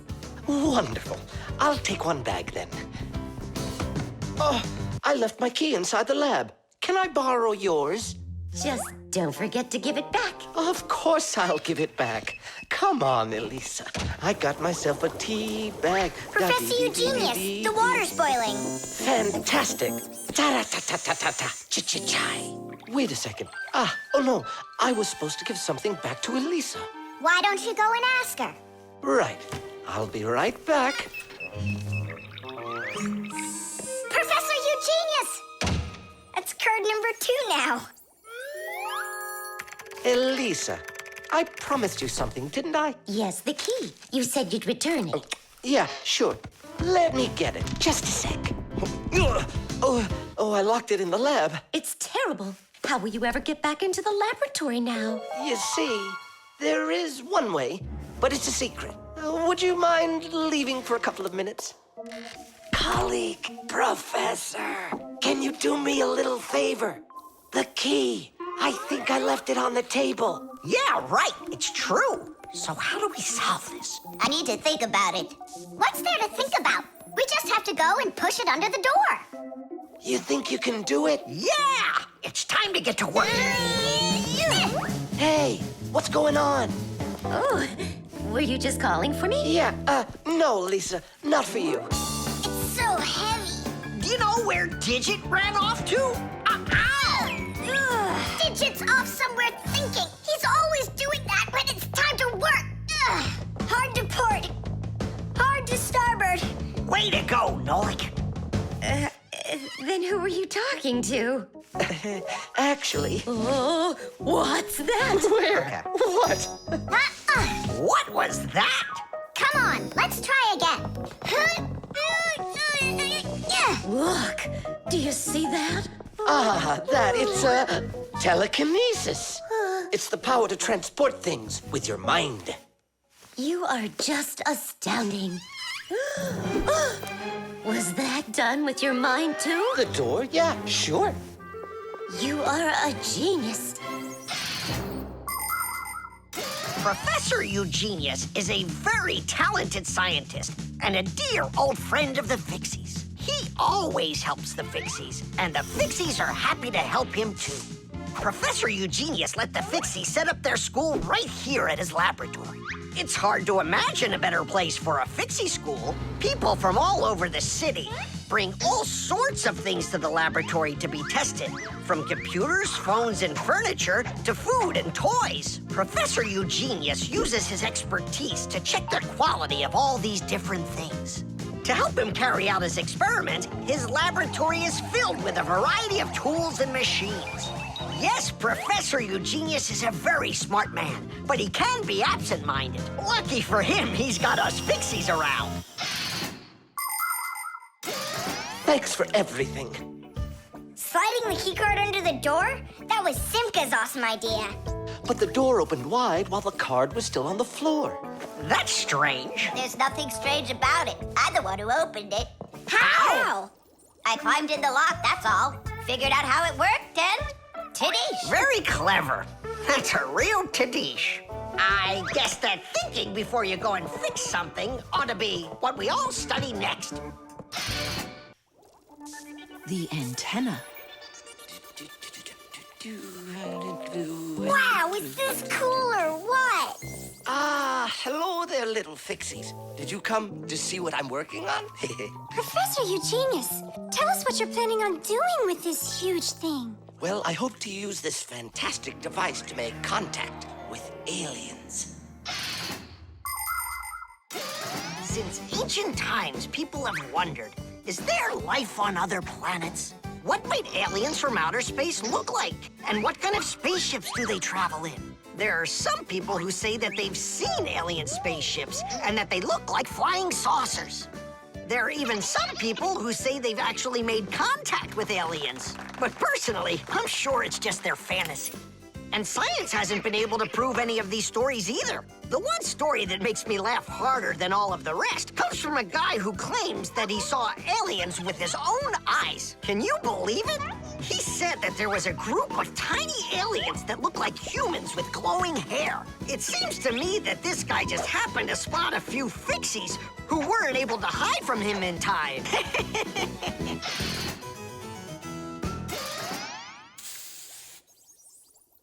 It's ready. If I could talk. And now what? If the aliens are out there flying by the Earth, they'll see this plate, get hungry, and come for food? Aliens don't need a plate like this, silly.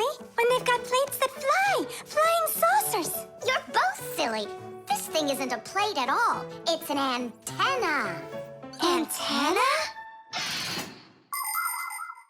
Antennas help people receive radio signals. They come in all sorts of shapes and sizes, like this, or this. To pick up a signal that's very weak, powerful antennas that are shaped like large dishes work the best of all. When radio waves hit the dish, the waves all bounce off of it and gather together into one point.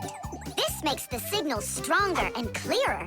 The most powerful dish antennas can even pick up signals from outer space.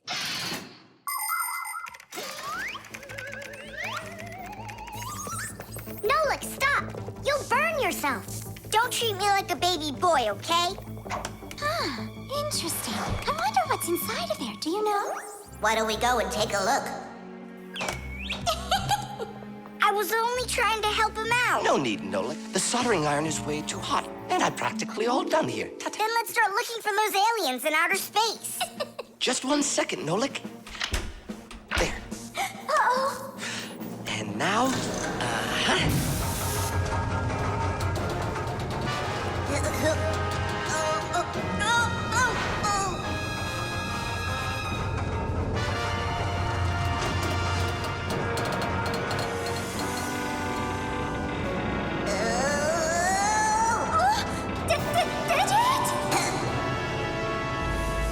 here we go.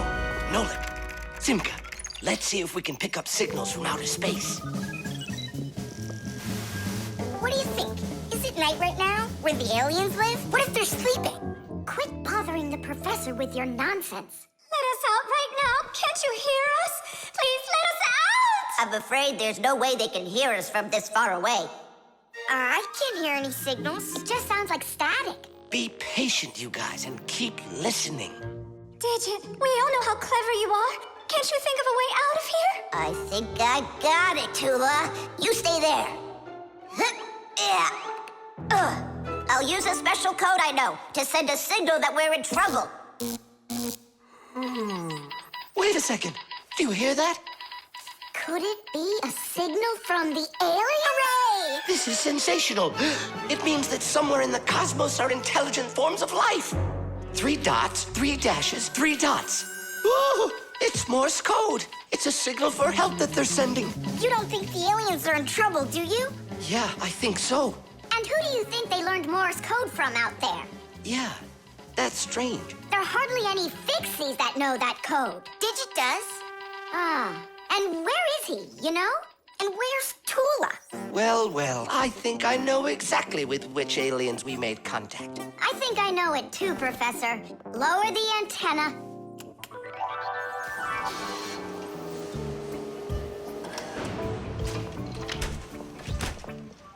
Greetings to you, oh extraterrestrial visitors. Hi there. It's good to be back. What a shame. I was really hoping that we'd find intelligent life forms out there. It's all right. At least we found 2 unintelligent ones.